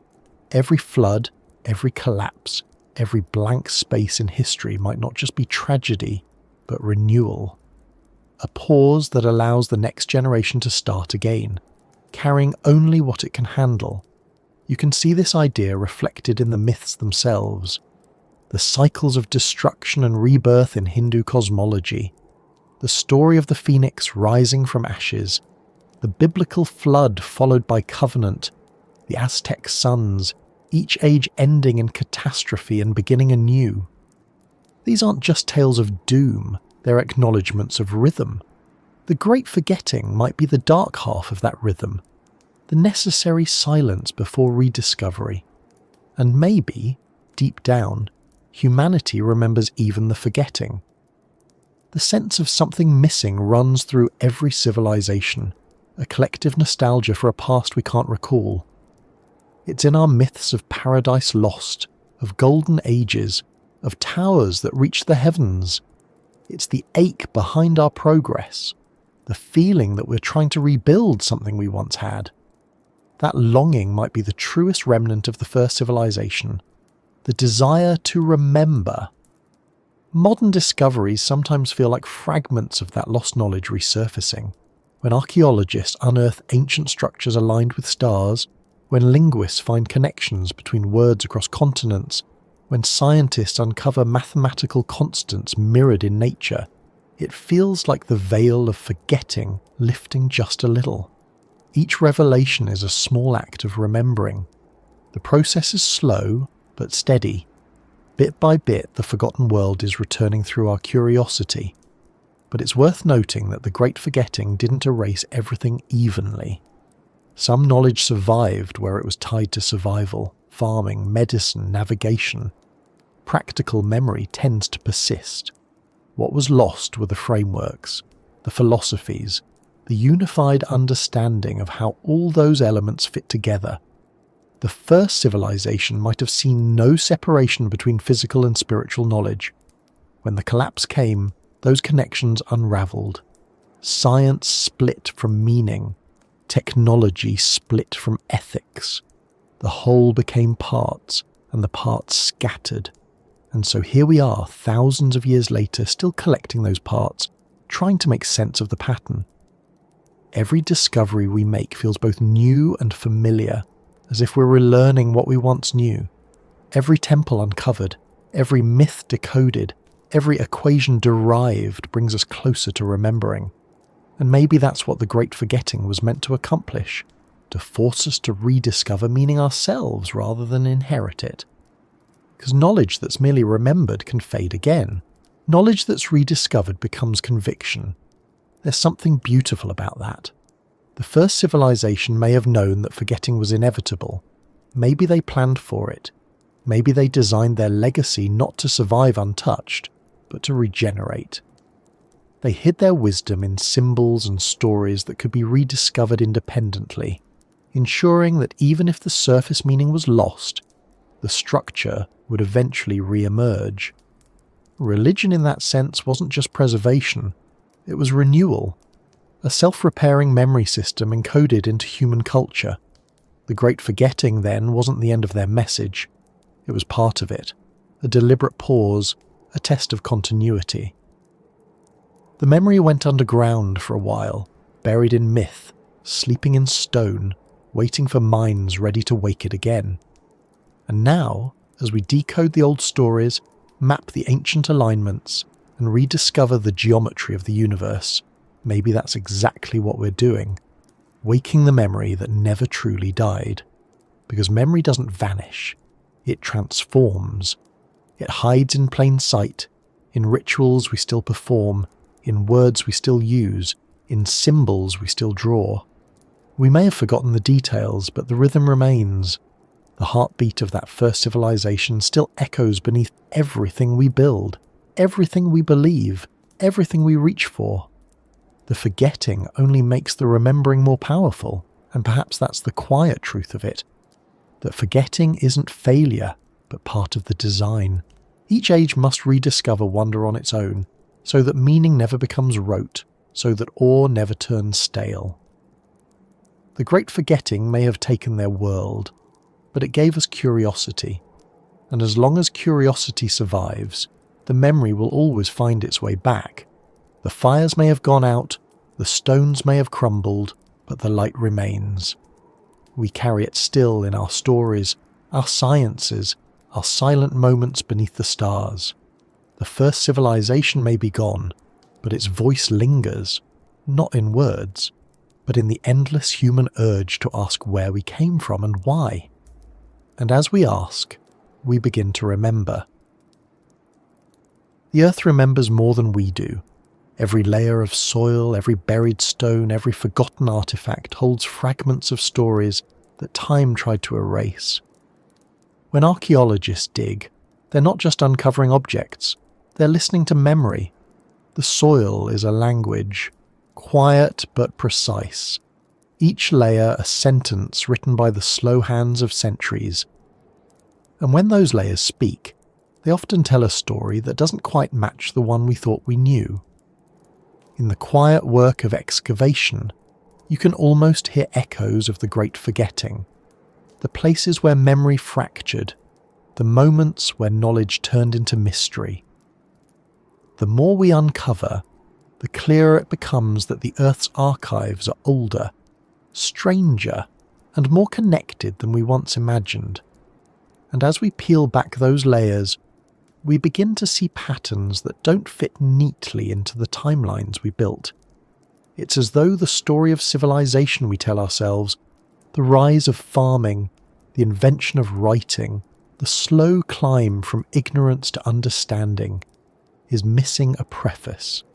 Something came before, something organized and intelligent, leaving traces too faint to recognize until now. That's the essence of what might be called the archaeology of faith. Not faith in a religious sense, but faith that meaning endures even when explanation fails. Every temple, every relic, every carved symbol is both artifact and act of devotion, a bridge between belief and memory. If religion is what the first civilization left behind, archaeology is how we listen for its pulse beneath the ruins. Walk through the great ruins of the world and you can feel it. The stones seem to hum, as if aware of being watched. The air feels heavier, not because of superstition, but because the space itself carries memory. Göbekli Tepe, with its towering pillars carved 11,000 years ago, stands as a paradox, built by people who, according to everything we thought we knew, shouldn't have been able to build at all. There were no cities then, no agriculture, no organised priesthood, and yet, there it is. Geometry, architecture, planning, symbolism. It appears from nowhere, fully formed, as if remembering rather than inventing. Each pillar bears carvings of animals, foxes, snakes, birds, not random but arranged as though they tell a story. Some researchers think the site encodes star maps. Others believe it marks astronomical events or even seasonal calendars. Whatever the truth, it speaks of intelligence, purpose, and connection to the cosmos. It feels less like a beginning than a continuation, the echo of something older. When Göbekli Tepe was abandoned, its builders deliberately buried it beneath layers of earth, as if protecting it for someone in the future to find. Maybe they knew forgetting was coming. Maybe they left a reminder beneath the soil, a message to whoever would one day remember again. The same feeling emerges in other places. In Egypt, the pyramids rise with such precision that their alignment with true north is more accurate than some modern constructions. They're not just tombs, they're instruments, machines made of stone that track the stars. The placement of Giza's pyramids mirrors the constellation of Orion, a pattern repeated in other sacred sites across the planet. To us, that seems symbolic. To them, it might have been functional, a way to harmonize earth and sky, to preserve cosmic order through architecture. In Peru, the lines of Nazca stretch across the desert, visible only from the air, animals, spirals, straight paths miles long. They seem like messages to the heavens, but perhaps they were messages from the past. In Cambodia, Angkor Wat unfolds with mathematical precision, its towers reflecting the motion of planets. In Mexico, Teotihuacan's Avenue of the Dead aligns with celestial events, its pyramids resonating with sound when voices echo through them. The same proportions, the same geometry, the same reverence for light and alignment, appearing independently across continents as if drawn from a single forgotten template. That's what makes archaeology so haunting. Every discovery whispers that we've been here before. The wheel of knowledge turns, the records are lost, and yet the same ideas bloom again. Sacred geometry, astronomical alignment, symbolic architecture. They reappear as if guided by memory encoded in the collective mind of humanity. Science calls it convergent evolution of culture. But what if it's something deeper? The subconscious inheritance of the first civilization, resurfacing wherever people begin to build, as if their hands still remember what their minds forgot. There's a kind of reverence in the act of digging. Archaeologists don't just move earth, they move through time. Each layer of soil is a boundary between worlds, the present and the remembered. When they brush dust off a carved stone or hold a piece of pottery that hasn't seen sunlight in 10,000 years, they're bridging that gap. And sometimes what they find defies simple explanation. Tools made of metals that shouldn't exist in that era. Carvings showing constellations invisible to the naked eye. Structures aligned with mathematical precision no primitive society should have known. These anomalies are often dismissed as coincidence or error, but together they form a pattern, one that suggests an older intelligence at work. Perhaps that's what the first civilization understood best, that the earth itself could be the ultimate archive. Stone outlasts story. Alignment outlasts language. You can burn a library, but you can't erase the position of the solstice. You can forget the meaning of a symbol, but the symbol remains. Over time, that permanence turns into mystery, and mystery turns into faith. The archaeologists who measure those ancient alignments are doing the same work as the priests who once worshipped there, both trying to interpret the meaning of memory left in matter. But the archaeology of faith is more than uncovering ruins. It's also about uncovering our own assumptions.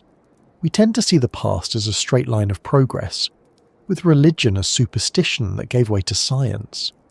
Yet the evidence suggests the two were once intertwined, two languages describing the same truth.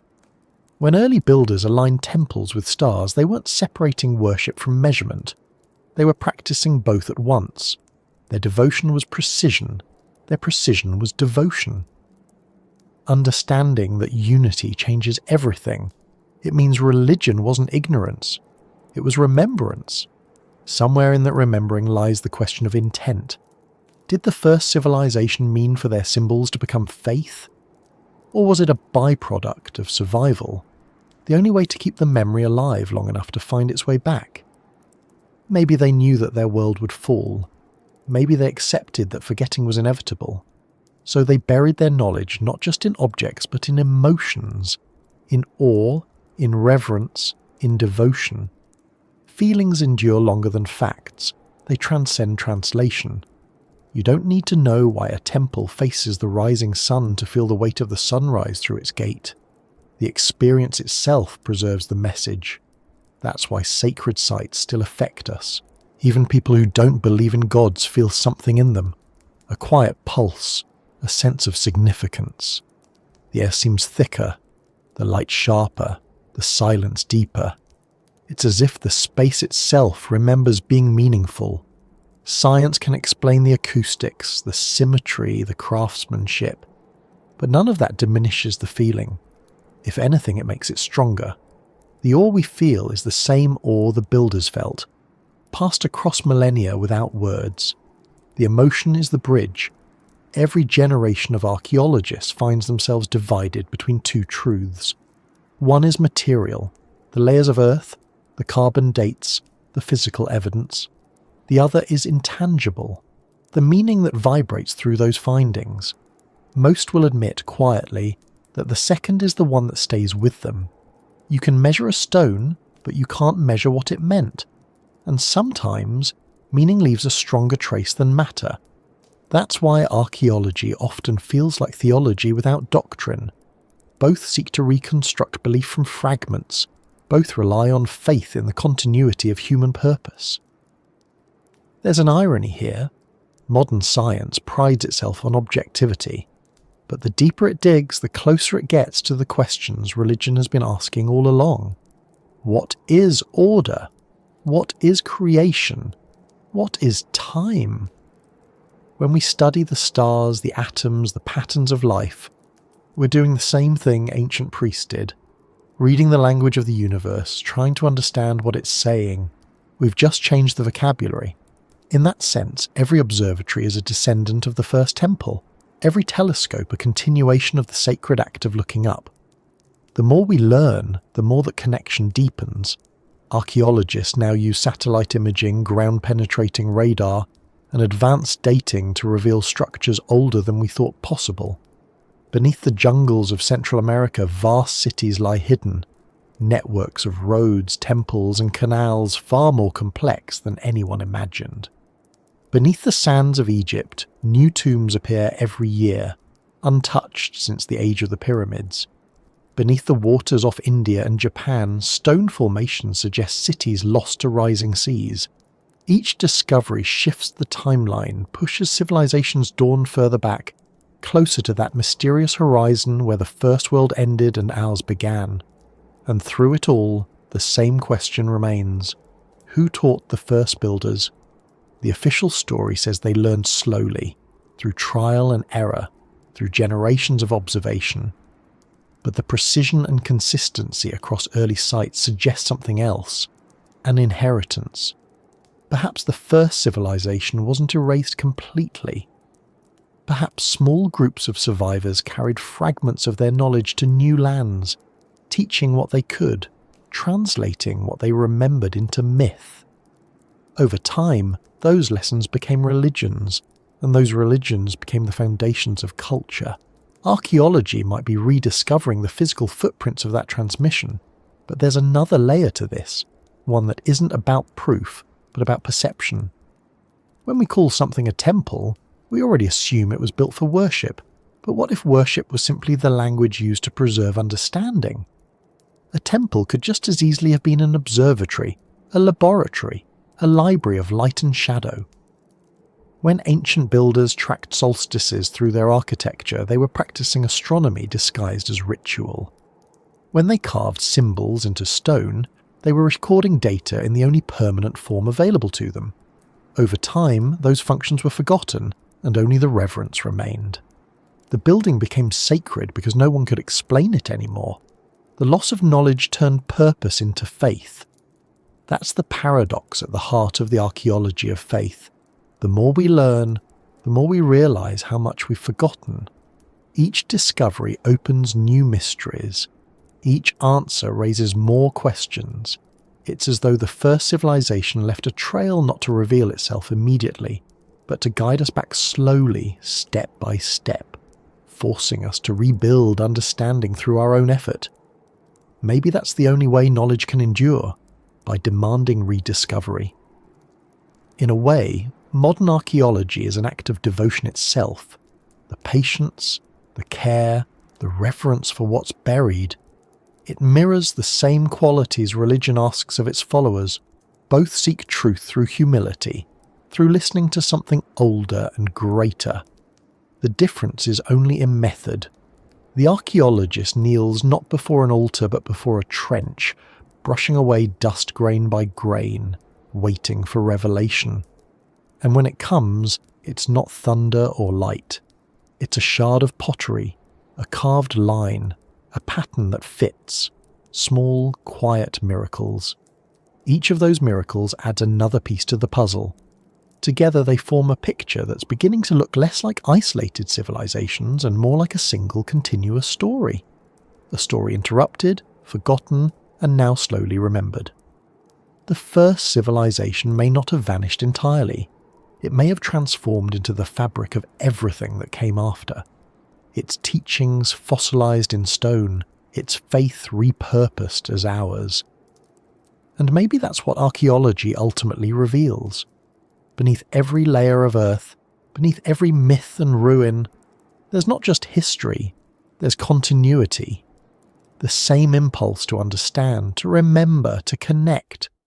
The tools change, the languages shift, the rituals evolve, but the purpose never does. We dig because we want to know who we were. We build because we want to honour that knowing. We believe because some part of us still feels the echo of what was lost. The stones, patient as ever, wait for us to finish the circle, and maybe, when we finally remember enough to see the pattern whole again, we'll realise that archaeology and faith were never separate at all, just two sides of the same act of remembering. The earth holds one half of the story, and we hold the other. And somewhere between our hands and the soil, between discovery and reverence, the first civilization still speaks. Its voice isn't loud. It doesn't need to be. It's in the quiet hum beneath every temple, every ruin, every breath of wind that moves through ancient stone. It's the sound of memory enduring, not as words or images, but as presence. We don't have to dig to hear it. We just have to listen. For as long as humans have looked up at the night sky, we've imagined that someone might be looking back. The thought isn't new. It's written into our oldest stories, carved into our oldest temples, and whispered in nearly every myth that survived the Great Forgetting. Almost every civilization tells of visitors from above, beings of light, teachers of wisdom, messengers descending on columns of fire or shining chariots. Sometimes they come to warn, sometimes they come to guide. Sometimes they simply arrive and leave behind tools, calendars, or laws. The stories are countless, and taken together, they form one of the oldest questions we've ever asked. What if the gods weren't gods at all? It's a question that invites both wonder and discomfort. It treads on sacred ground, but gently, as curiosity should. The idea isn't that the divine is false, only that our ancestors might have mistaken the extraordinary for the supernatural, that the first civilization, or something that preceded even them, might have been shaped by contact with beings not of this earth. Maybe they weren't gods, or angels, or spirits. Maybe they were travellers, older, wiser, moving through the cosmos as we once moved through forests and oceans. If that sounds like science fiction, it's worth remembering that most of what we now call science once lived in the same category. Before we knew what stars were, we called them souls or fires of heaven. Before we knew what lightning was, we called it divine anger. Our ancestors gave names to the forces they couldn't yet explain. But those names carried memory, and memory often hides truth. What if those lights descending from the sky weren't metaphors? What if they were history told in the only language available at the time, the language of awe? Ancient texts across the world preserve accounts that seem strangely consistent. The Sumerians spoke of the Anunnaki, beings who came from the heavens and taught humanity writing, agriculture and architecture. The Egyptians told of Thoth, who descended to teach wisdom and mathematics. The Dogon people of Mali have long held astronomical knowledge of the Sirius star system that, by all known measures, they should not have possessed without telescopes. The Maya wrote of sky serpents and visitors who brought calendars and laws. In India's Vedic texts, the gods travel in machines called vimanas, described in detail, not as symbols, but as vehicles of metal, fire, and sound. These patterns are too global to ignore, yet too old to verify. They could be coincidences, independent inventions born from shared human imagination, or they could be the distant, distorted memories of real encounters, moments when something descended from the sky and changed everything. To the people who witnessed it, the event would have been indescribable. Without context, without technology, they would have turned to metaphor. The light in the sky became a god. The sound became thunder. The visitors became myths. Over generations, those myths solidified into religion. If the first civilization was the one to receive such a visitation, the results would have been transformative. Imagine a world where knowledge arrived suddenly, where new ways of thinking appeared out of nowhere. Agriculture, architecture, astronomy, all emerging fully developed, as if remembered rather than discovered. That's exactly what the archaeological record suggests. Sumer, Egypt, and the Indus Valley all appeared abruptly, with writing systems, social structures, and mathematics already in place. Civilization didn't crawl out of ignorance, it leapt. Something accelerated it. Skeptics argue that human intelligence alone explains that leap. They're not wrong to value caution, but intelligence needs inspiration. It needs direction, a spark from somewhere. The question isn't whether humans could have done it. Of course they could. The question is whether someone helped light the match. It's not difficult to imagine how such contact might have occurred. To a being capable of travelling between stars, a visit to a young, intelligent species might have been an act of curiosity or compassion, or perhaps necessity. Maybe they came not to rule, but to teach. Maybe they left when their work was done. The memory of their visit passed through generations, became the seed of divinity. When they left, the absence became faith. The need to explain became ritual, and the sky, once a place of meeting, became a place of prayer. That idea, that the divine could be the memory of contact, is as old as humanity's fascination with the stars. Even the structure of our myth supports it. In nearly every tradition, knowledge descends from above, fire comes from the heavens, writing is given by celestial beings. The founders of civilizations are often described as radiant, tall, or luminous, sometimes even winged.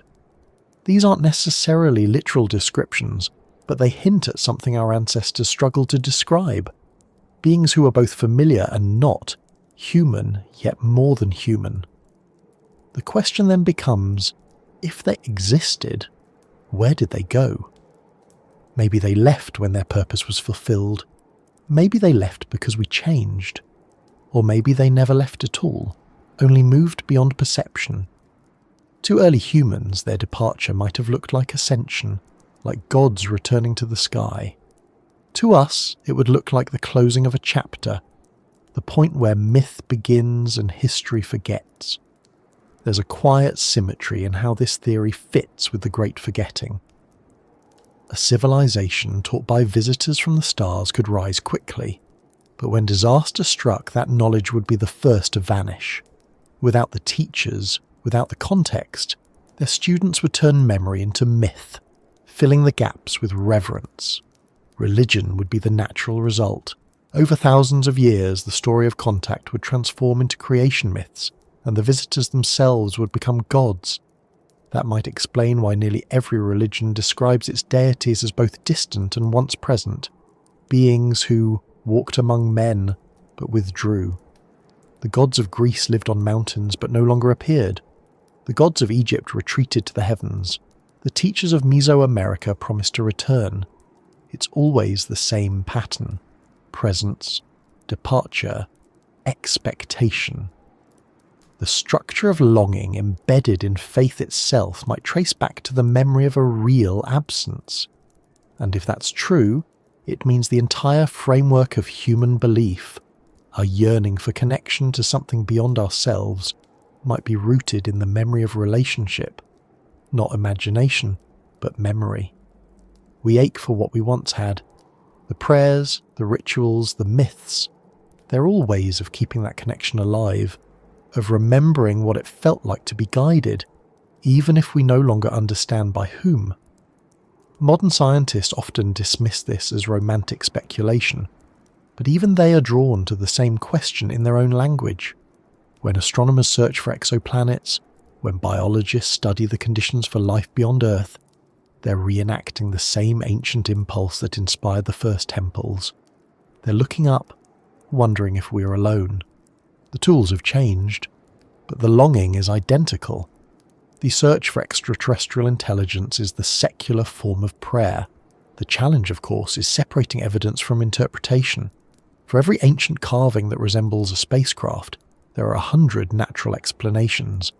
But interpretation isn't about certainty, it's about curiosity. Maybe the carvings don't depict machines, but they might depict memories of phenomena we can't reconstruct.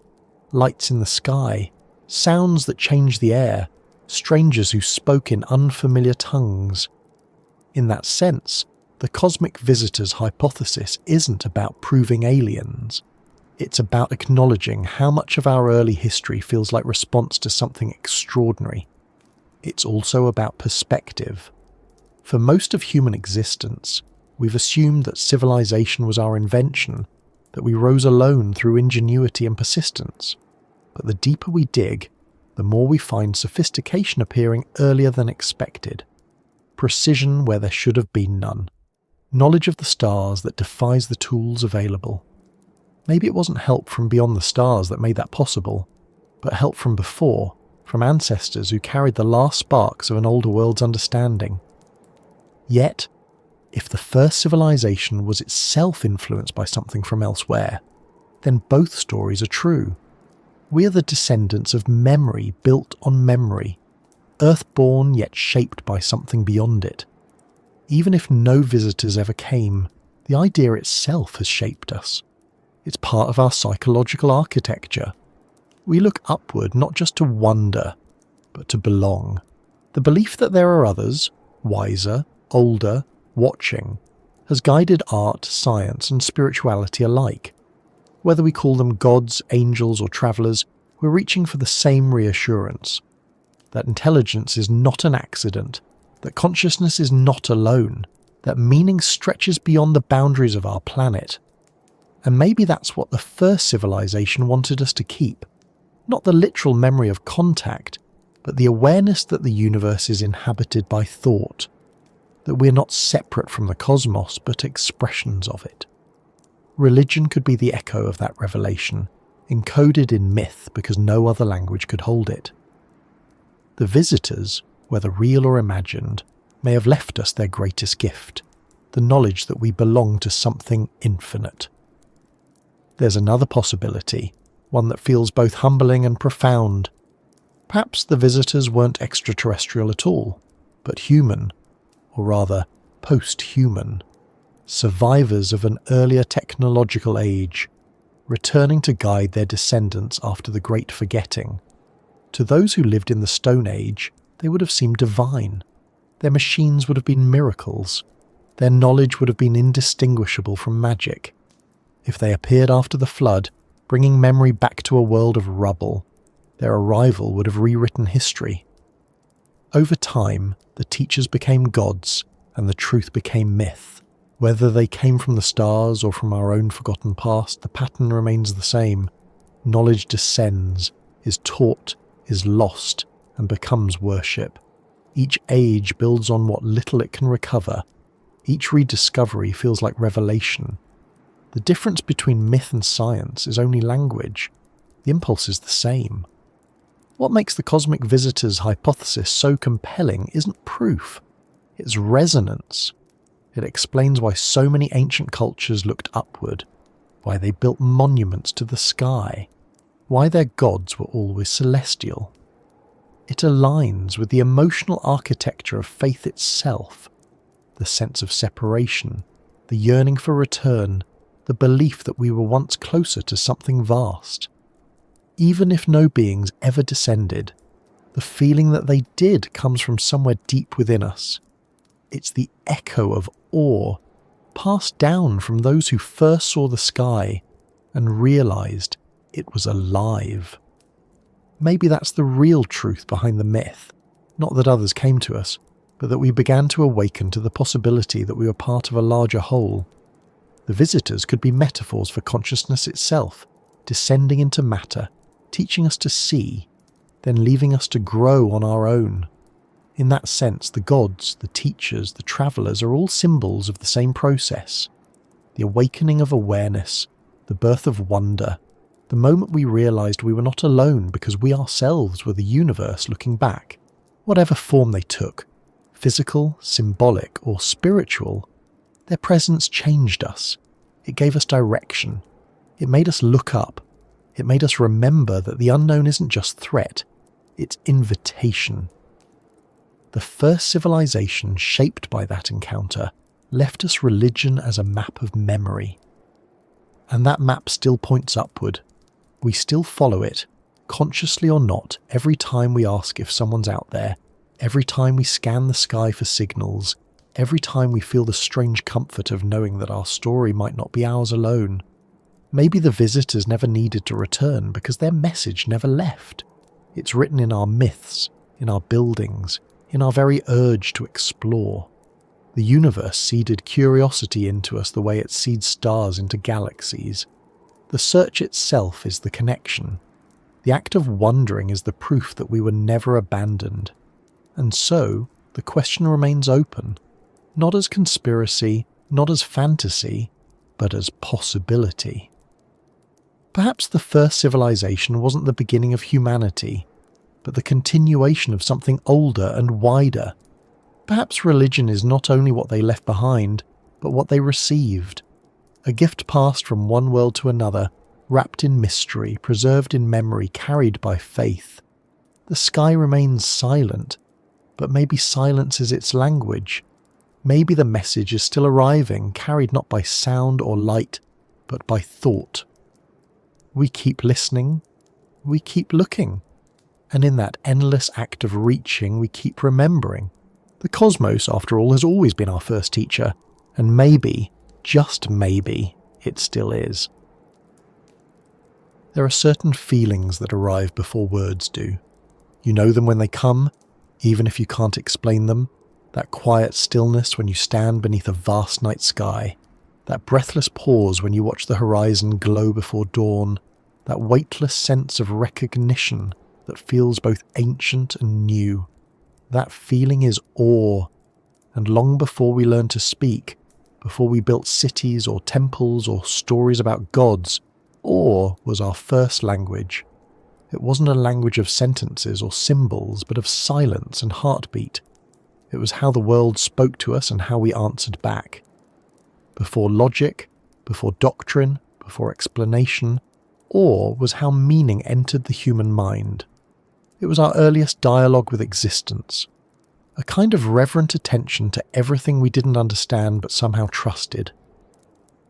When we talk about the first civilization, or the myths of cosmic visitors, or the knowledge left behind in stone and story, what we're really describing is the evolution of awe into language. The moment when that primal feeling of wonder became structured thought, when astonishment turned into expression. Religion, art, science, they're all different dialects of the same tongue, each one a way of translating awe into something shareable. To feel awe is to remember that we are small, but connected to something vast. It's a recalibration of scale, a sudden awareness of how much more there is beyond our control, yet how perfectly we belong to it. It's both humbling and comforting, a feeling that makes you quiet inside. The first people to look at the stars didn't see equations or coordinates. They saw mystery. But instead of turning away, they leaned closer. That leaning was the beginning of civilization. If the first civilization left us religion as a legacy, awe was the medium they used to deliver it. Awe is what keeps stories alive when knowledge fades. It binds meaning to emotion, making memory resilient. You can forget details, but you can't forget how something made you feel. That's why sacred rituals and places are designed to evoke it. The towering arches of a cathedral, the symmetry of a pyramid, the stillness of a temple courtyard. They're all engineered for awe. The feeling they create is the message itself. In that sense, awe is both universal and deliberate. Every culture has found its own way to summon it, some through prayer, some through music, some through silence. The structure differs, but the effect is the same, a temporary dissolution of boundaries. When awe takes hold, the self expands and disappears at once. Time slows. The world feels more alive, more intelligent, more connected. Modern neuroscience can map the brain activity that accompanies this state, but measurement misses the point. Awe isn't just an emotion, it's recognition. It's the mind remembering what it forgot, that it belongs to everything. The first civilization, whatever its form, must have understood this intuitively. They built spaces and systems designed not only to teach but to move. Their geometry wasn't just functional, it was emotional. Each line, each shadow, each echo within their temples was a kind of language, a physical syntax of awe. Standing within those spaces, a person would feel small but significant, a single note within a cosmic chord. That feeling carried the lesson better than any words could. Maybe that's why the most enduring human expressions, religion, art, music, don't just inform, they transform. They shift something inside us. They bridge the gap between intellect and experience. Awe works because it bypasses explanation. It doesn't require belief, it provokes it. You don't need to understand the mechanics of a sunset to be moved by it. You don't need to comprehend the physics of galaxies to feel reverence. That feeling is the foundation of faith, whether directed toward gods, the universe, or the simple fact of existence itself. Even now, in a world overflowing with information, awe remains our oldest form of understanding. We chase it in new ways, through art, through exploration, through science. But its nature hasn't changed. The astronauts who look back at Earth from orbit describe it with the same language ancient priests once used in temples: humility, wonder, connection. They call it the overview effect, a sudden realization that all of humanity, all of history, is one fragile glowing thread suspended in darkness. It's awe rendered in modern form. That's the beauty of this emotion. It transcends context. You can feel it staring into the abyss of space, or watching the ripples on a quiet pond. You can feel it in a concert hall or in complete solitude. You can even feel it in understanding itself. That rush when something complicated suddenly makes sense, when you glimpse the pattern behind chaos. That's intellectual awe, and it's no less sacred. It's the same spark that drove the first astronomers to track the stars and the first thinkers to imagine order in the cosmos. Awe is the root of every question that ever mattered. What's remarkable is how consistent its expression is across cultures. The chants of Tibetan monks, the hymns of medieval cathedrals, the rhythmic drumming of African ceremonies, all aim to create the same state. Transcendence through immersion. The sound vibrates in the body, bypassing thought, reminding us of something primal. That's not coincidence. That's continuity. It's the same emotional technology perfected by different hands. The first civilization might have known this instinctively, that awe was the most reliable carrier of memory, the surest way to keep knowledge alive long after its words faded. Perhaps that's why so many ancient sites seem designed to evoke it through scale and silence. Standing among the ruins of Stonehenge, or beneath the arches of Luxor, or at the steps of Machu Picchu at dawn, you feel something you can't name. It's not just admiration for craftsmanship, it's recognition. These places speak directly to the nervous system, to the old parts of the brain that respond to light, echo and rhythm. They don't need translation because awe doesn't belong to any one language. It's the closest thing we have to a universal human response. Awe also plays a strange role in how we interpret truth. It makes us receptive. When we're in awe, the boundaries of skepticism soften. The mind opens, ready to receive. That's why prophets spoke from mountaintops and why rituals often take place in elevated or isolated spaces. The change in perspective mirrors the change within. In the presence of vastness, we become teachable. It's not submission, it's attunement. The first civilization might have used awe not to dominate, but to align, to bring human perception into resonance with the larger system of the world. It's worth noting that even in modern science, awe persists as both motivator and reward. The physicist, the biologist, the astronomer, they all describe moments of discovery in the same way, as wonder, as reverence, as humility before nature's complexity.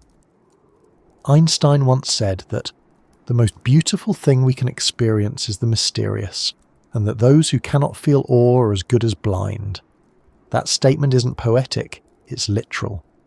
Without awe, perception shrinks, curiosity dies, the will to understand fades. Awe is not just an emotion, it's the engine of learning. In that sense, awe might be the oldest form of communication between humanity and whatever intelligence first shaped us, whether that intelligence was divine, extraterrestrial, or simply the universe itself. It doesn't matter what you believe the source to be. The mechanism is the same. Awe opens the mind. It connects us to the unknown in a way that logic alone cannot. It reminds us that mystery isn't the opposite of understanding, it's the beginning of it. That might have been the purpose of religion all along. Not control, not explanation, but calibration. A way to keep awe alive, to remind us how to listen. Over time, we built institutions and doctrines around it, but those were structures, not essence. The essence is still the same, a moment of stillness where you feel yourself dissolve into something infinite and benign. Whether you call it God, creation, or consciousness, the experience is identical. It's possible that awe is not just psychological but evolutionary. The capacity to feel it might have given early humans an advantage. It fosters cooperation, empathy, and a sense of belonging. When people share awe, watching the same sunset, hearing the same music, standing before the same monument, their boundaries soften, they synchronize. The sense of self widens to include others. Maybe that's why rituals were so important. They weren't just acts of worship, they were exercises in connection. Awe made unity possible. Even now, that's how awe works best, collectively.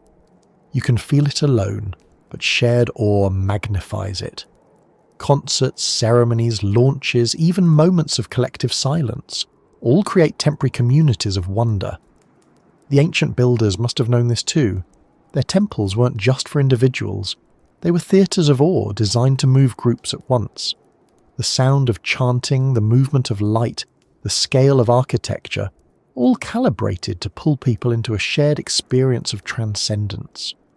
That unity was its own kind of power. It turned belief into civilization. And that might explain why awe has always been both sacred and dangerous. It connects, but it can also overwhelm. Leaders learned to harness it, to channel that feeling toward loyalty, obedience, devotion. The same emotional force that once united humans with nature could unite them under kings and gods. Awe can open minds, but it can also close them if captured by authority.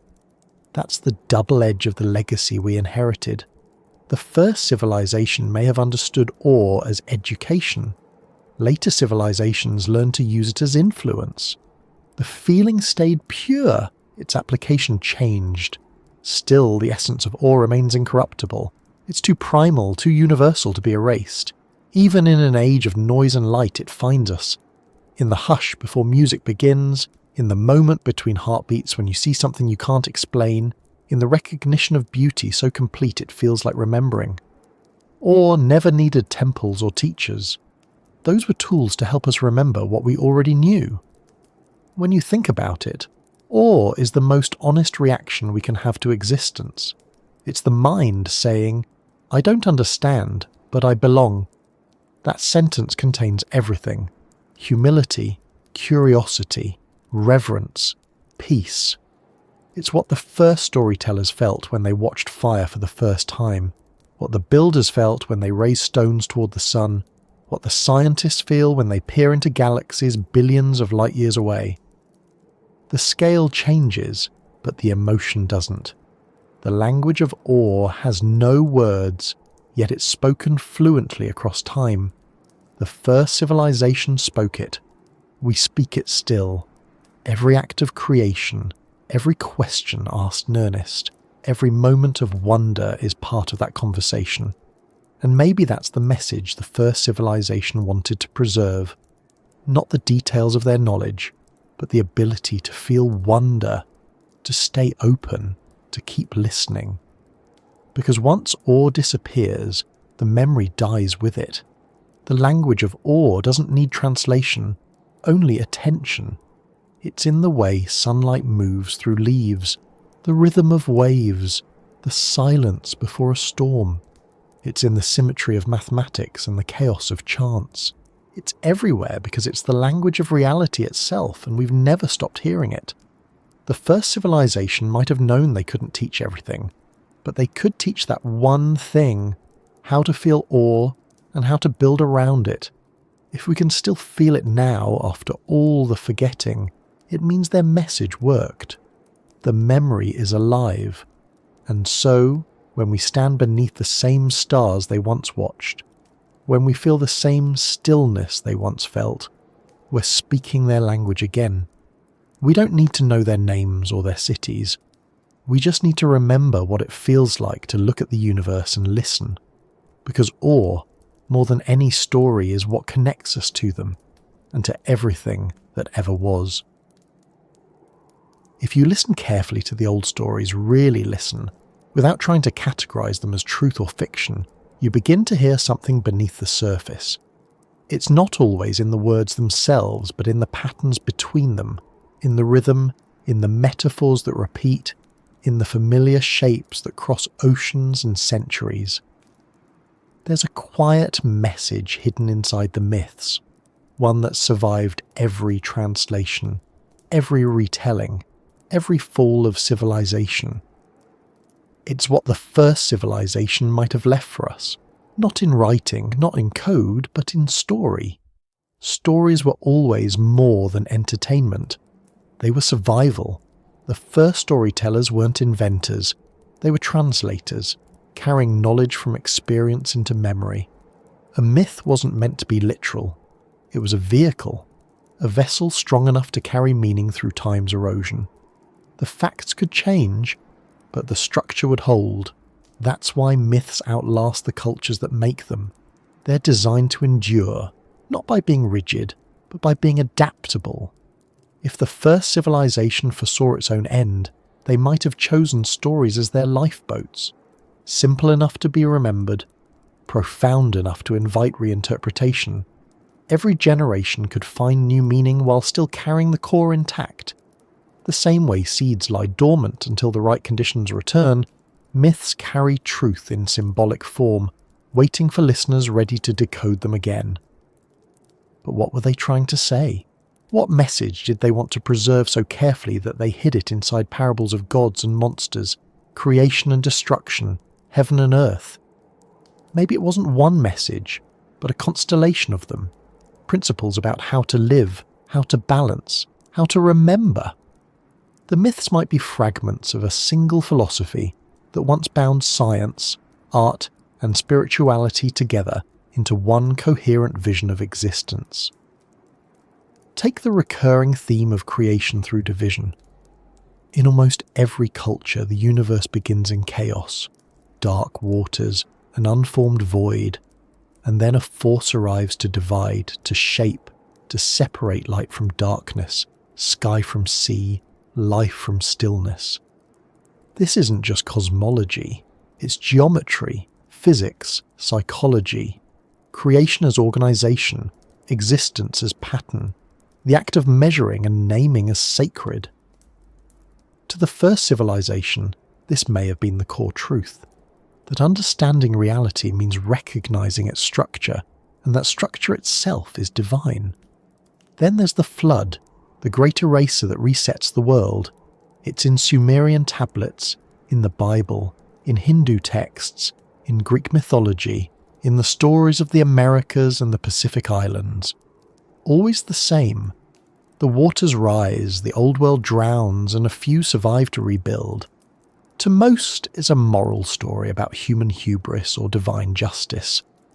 But it could also be a record of an actual event, a global cataclysm remembered through shared trauma. The flood becomes a warning, not against sin but against forgetfulness, a reminder that the world renews itself by destruction and that knowledge must always be rebuilt. Another constant is the idea of light descending, fire brought to humans, wisdom stolen from the gods, the gift of knowledge that both saves and condemns. Prometheus in Greece, Quetzalcoatl in Mesoamerica, Lucifer before the fall, even the serpent in Eden, all variations of the same pattern. Knowledge as liberation and danger. The first civilization might have encoded this duality deliberately, that enlightenment brings responsibility, that creation and destruction are intertwined. The stories were lessons in humility disguised as drama. Even myths of paradise, the garden, the golden age, the lost world where humans and gods once walked together, might not be pure nostalgia. They could be faint memories of the world before the great forgetting. The perfect harmony of that age, its balance between human and nature, might have been real, not symbolic. The myth of exile, then, is history transformed by emotion, the ache of remembering what was lost without knowing why. When people tell of paradise lost, they're not just imagining, they're recalling. And always, there's the message of return, the prophecy of a teacher who will come again, a golden age that will rise again, a dawn after darkness. The structure of myth insists that cycles continue, that what was lost will one day be found. That memory, no matter how buried, always finds its way back. It's not coincidence that every tradition has its version of renewal. The first civilization may have embedded it there as reassurance. They knew forgetting was inevitable, but they also knew remembering would follow. The myth wasn't just warning, it was promise. When you look at the symbols within these stories, the same repetition appears. The serpent, the tree, the mountain, the circle, the cross, the fire. They're not arbitrary. They're the vocabulary of meaning itself. The serpent represents motion, cycles, energy, life renewing itself. The tree represents connection, roots in the earth, branches in the heavens, the link between realms. The mountain represents ascent, the journey toward understanding. The circle is wholeness, the cycle of time. The cross, not necessarily religious but geometric, is balance, the meeting point of opposites. Fire is transformation, knowledge, light. Together they form a language of ideas that transcends words. If you overlay myths from different cultures, you start to see these symbols forming the same sentences. The serpent climbs the tree. The hero ascends the mountain. The flood wipes the circle clean. The fire descends from the sky. These are not random. They're grammatical structures in the language of myth, conveying lessons through pattern rather than prose. The first civilization might have been fluent in this language, using it to express truths that logic alone couldn't hold. Even the stories of gods dying and being reborn follow the same structure. Osiris, Dionysus, Christ, Tammuz, Balder, all variations of the same motif, the death that renews. To the faithful, these are spiritual mysteries. To the historian, they're archetypes. But to the memory of the first civilization, they might have been cosmological truths. Stars die and are reborn. Seasons fade and return. Energy transforms but never disappears. The mythic resurrection is not metaphorical. It's natural law expressed through story. That's the quiet brilliance of myth as message. It doesn't require belief to work. It speaks in images and emotions that bypass intellect and go straight to recognition. Even if we forget the words, we remember the shapes, the feelings, the rhythms. Myths are self-repairing. They evolve, but their core meaning survives through resonance. You can destroy a library, but you can't destroy an archetype. The serpent will always find a new skin. If you look at myths through this lens, as encoded memory, certain contradictions start to make sense. The gods of one culture mirror the gods of another, not because people copied each other, but because they were translating the same idea through different languages. Zeus, Indra, and Thor are all sky gods wielding thunder, representing the same power, energy descending from above. The mother goddesses across continents represent fertility, earth, life itself.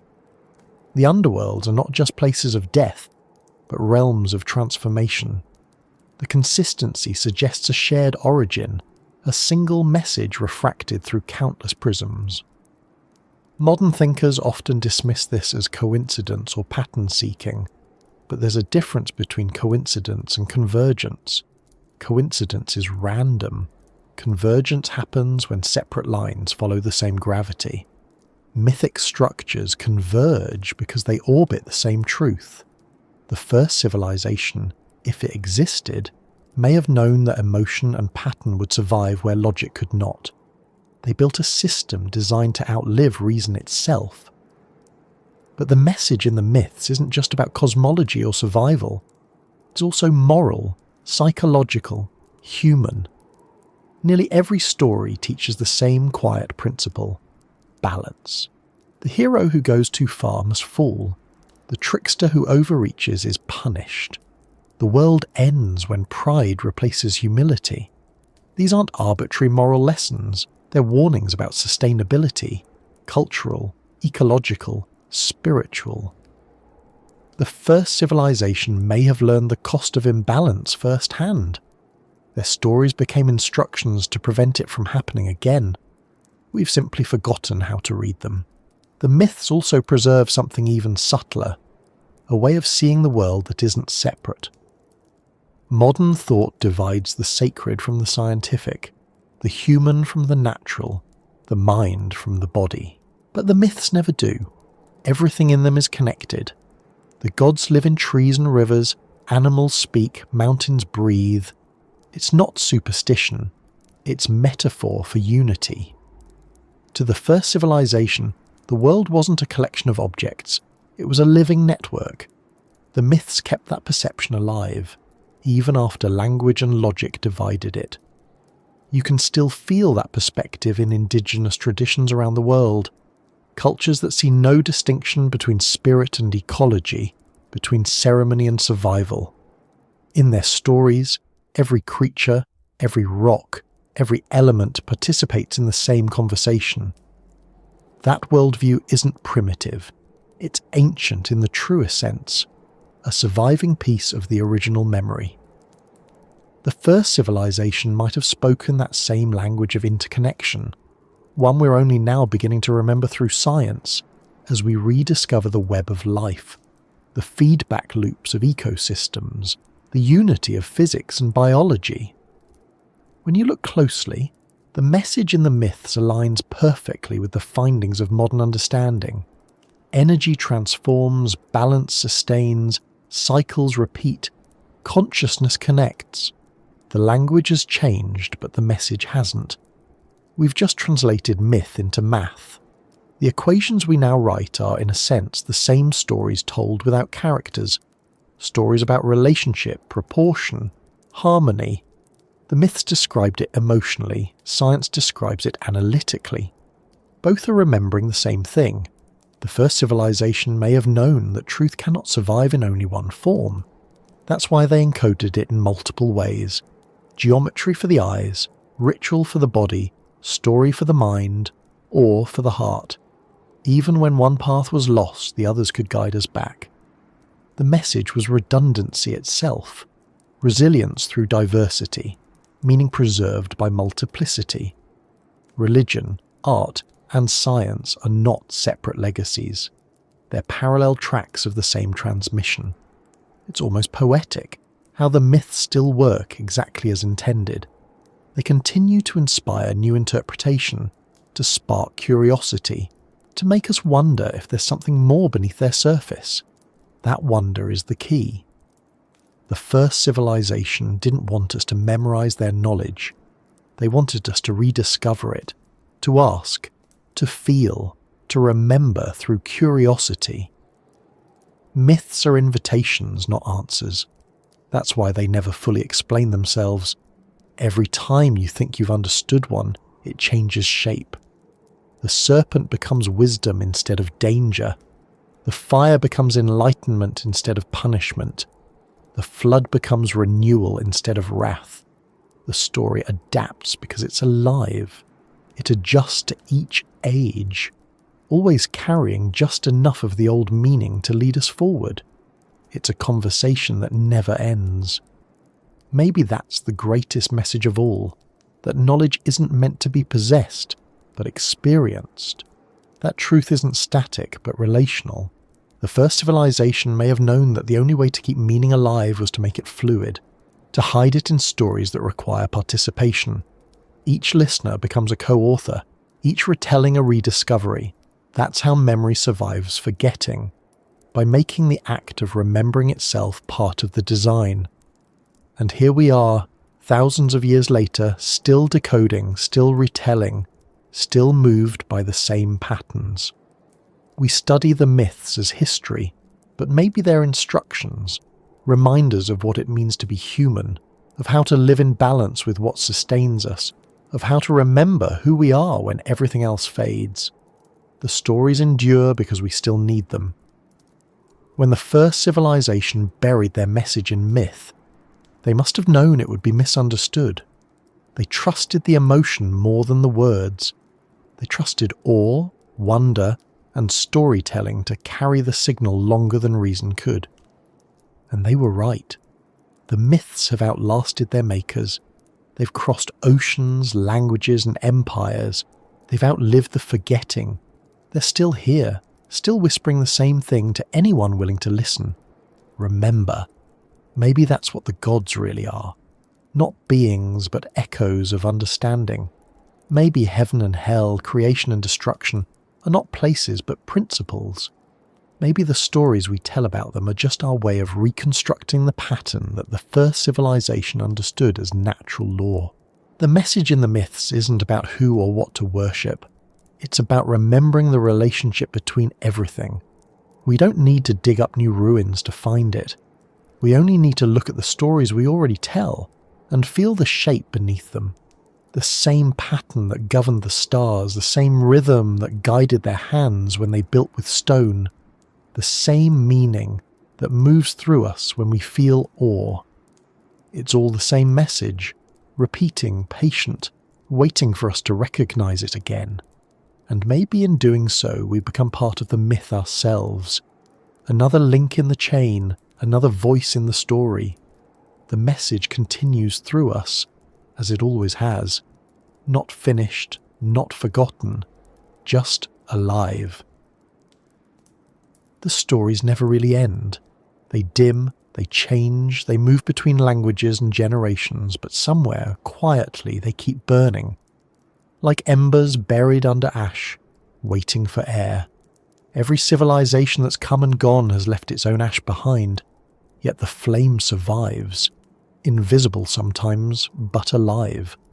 It lives in the spaces between memory and imagination, in the pull we feel when we look at the sky, or stand before old stones. The first civilization may be gone, but what they carried hasn't gone out. It still glows in us. You can sense it in the smallest moments, in the hush before dawn when the air feels electric with possibility, in the quiet before sleep when your thoughts begin to drift towards something older than language, in the pause between words when silence feels full instead of empty. That presence, that hum beneath everything, is the same thing the first civilization must have felt when they realized the world was listening. They didn't just live on the planet, they lived with it. Every sound, every shadow, every movement of light was a kind of dialogue. They built their lives around that awareness, even after the Great Forgetting, after the myths became gods and the gods became stories.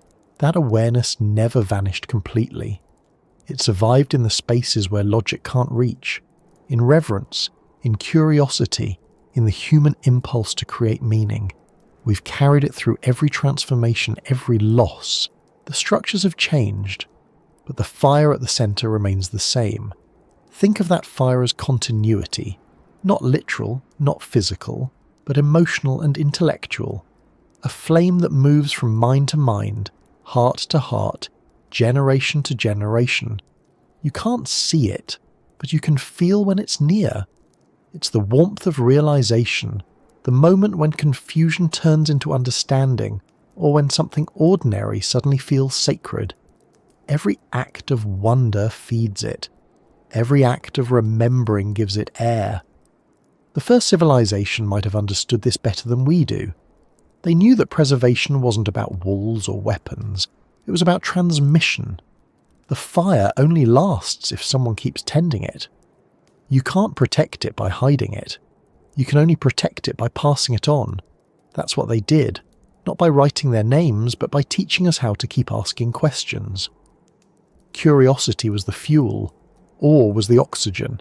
Together they made sure the fire would never die. Maybe that's why so many of their symbols involve light. The torch, the sun, the spark, the flame that gives without losing itself. Light as knowledge, as life, as continuity. The same image appears everywhere. In myth, in scripture, in art, in science. We talk about enlightenment, illumination, flashes of insight. We describe truth as something that dawns. These metaphors aren't random. They're inherited. They're the modern dialect of an ancient message. Even the act of storytelling is a form of tending the fire. Each time we tell an old story in a new way, each time we reinterpret a myth or rediscover a pattern, we're adding fuel. We're keeping the memory alive, not by repeating it word for word, but by letting it evolve. The first civilization might have known that knowledge only survives through renewal. That's why they built their message into stories instead of stone alone. Stone can crumble. Story adapts. Fire moves. It's easy to imagine them, thousands of years ago, understanding the fragility of everything they'd built, watching the horizon change, feeling time closing in. Maybe they gathered what they could, the mathematics, the maps, the philosophies, and realized it wouldn't be enough. They needed something that could survive collapse, something portable, emotional, self-sustaining. They needed a memory that could teach without being understood, a message that would still move people even when its meaning was forgotten. So they wrapped it in awe. They tied it to the feeling that never fades, the quiet astonishment of being alive, the sensation you get when you look at the night sky and feel both tiny and infinite. They knew that as long as humans could feel that, the rest would find its way back. The fire would survive. When you look at history that way, it becomes less like a timeline and more like a pulse. The fire brightens, dims, brightens again. Each civilization is a flicker in that rhythm. Egypt rises, burns bright, then fades. Greece, Rome, the Maya, China, the Renaissance, all part of the same breath. Knowledge expands, collapses, rebuilds, myths evolve, religions transform, science reawakens. It's not progress or decay, it's respiration. The world breathes through us. The fire breathes through time. And that fire isn't just knowledge. It's compassion, art, curiosity, the need to connect, the need to understand. It's what makes us restless when we stop wondering. It's why we reach across boundaries and centuries for meaning. It's why we can read the words of someone who lived thousands of years ago and still feel what they felt. The flame doesn't care about form. It doesn't care about language. It only cares about continuity. In that way, the first civilization never truly vanished. They transformed into process. They became the act of remembering itself. Every time someone looks at an ancient ruin and asks why, every time a scientist asks how, every time an artist asks what if, the fire flares a little brighter. The continuity reasserts itself. Memory breathes again. The fire also lives in the ordinary, in the quiet decency that keeps communities together, in the patience of learning, in the persistence of curiosity. It's not confined to temples or theories. It's in the spark of a child's question, in the hum of a classroom, in the silence of a library, in the glow of a candle on a table. The shape changes, but the essence doesn't. Maybe that's what religion was meant to teach us. Not obedience or hierarchy, but participation. The act of tending. Every prayer, every ritual, every tradition is a kind of maintenance, a reminder that meaning needs attention. The first civilization left us that habit, disguised as worship, encoded as faith. They knew that if we kept doing the motions, even when we forgot why, the fire would stay alive until we remembered again. That remembering happens in small ways. A moment of empathy, a sudden insight, a glimpse of pattern in chaos. It happens when science rediscovers something that myth has whispered all along. It happens when art captures a feeling that language can't hold. It happens when you stop and feel awe for no reason at all. Those moments are the smoke that proves the fire still burns. Sometimes it feels fragile, like the modern world has drifted too far from the source, too busy, too divided, too distracted to listen. But the fire doesn't need attention to exist. It only needs potential. Even in darkness, even in forgetfulness, it waits. That's the secret of continuity. You can't kill what's woven into the structure of consciousness itself. The memory of connection is built into us. You can bury it, you can ignore it, but you can't erase it. Eventually something, a sound, a light, a question, will stir it again. And maybe that's what's happening now. Every discovery we make, every myth we decode, every truth we translate back into understanding feels like the air returning to an ember. We're remembering how to see patterns again, how to connect, how to think in wholes instead of fragments. The fire is brightening, not because we've invented something new, but because we're rediscovering what was always there. When you look at the world today, our technology, our exploration, our constant search for meaning, you can see the outline of the same story. We build machines to touch the stars. We split atoms to understand creation. We simulate the universe to trace its beginning. We're not escaping the old myths. We're reenacting them. Fire from heaven, creation from chaos, the journey toward knowledge that never ends. The same story, told with different tools, the fire adapting again. The first civilization might have predicted this too. They might have known that each rebirth would come with its own dangers, that power without balance could consume itself. Maybe that's why they left warnings hidden in their myths. The flood, the fall, the tower that reached too high. Not to frighten, but to remind. Fire must be tended carefully. Knowledge without humility burns. Understanding without compassion destroys. Balance keeps the flame steady. And yet, even in collapse, the pattern holds. After every fall, the fire reignites. Humanity always rebuilds, always remembers, always reawakens. The first civilization designed the memory to be indestructible, and time has proven them right. We are still here, still telling stories about light and loss and rediscovery, still moved by the same emotions that moved them. The fire hasn't dimmed. It's only changed form. When you think of it that way, every act of kindness, every attempt to understand, every spark of curiosity is part of the same ancient effort. Each person who looks up and wonders, who feels awe, who reaches for meaning becomes a guardian of that fire. We keep it alive without even realizing it. The first civilization didn't choose successors, they chose humanity itself. That's the quiet miracle hidden beneath everything, that memory can transcend its makers. The stories they left aren't just fossils of belief, They're living structures of consciousness. They adapt to whoever finds them. They speak differently to each listener, yet always say the same thing. You are part of something vast and you're not alone. That's the flame. That's the inheritance. The still burning fire is not a literal flame. It's awareness itself. The recognition that the universe is awake, and we are one of its ways of knowing itself.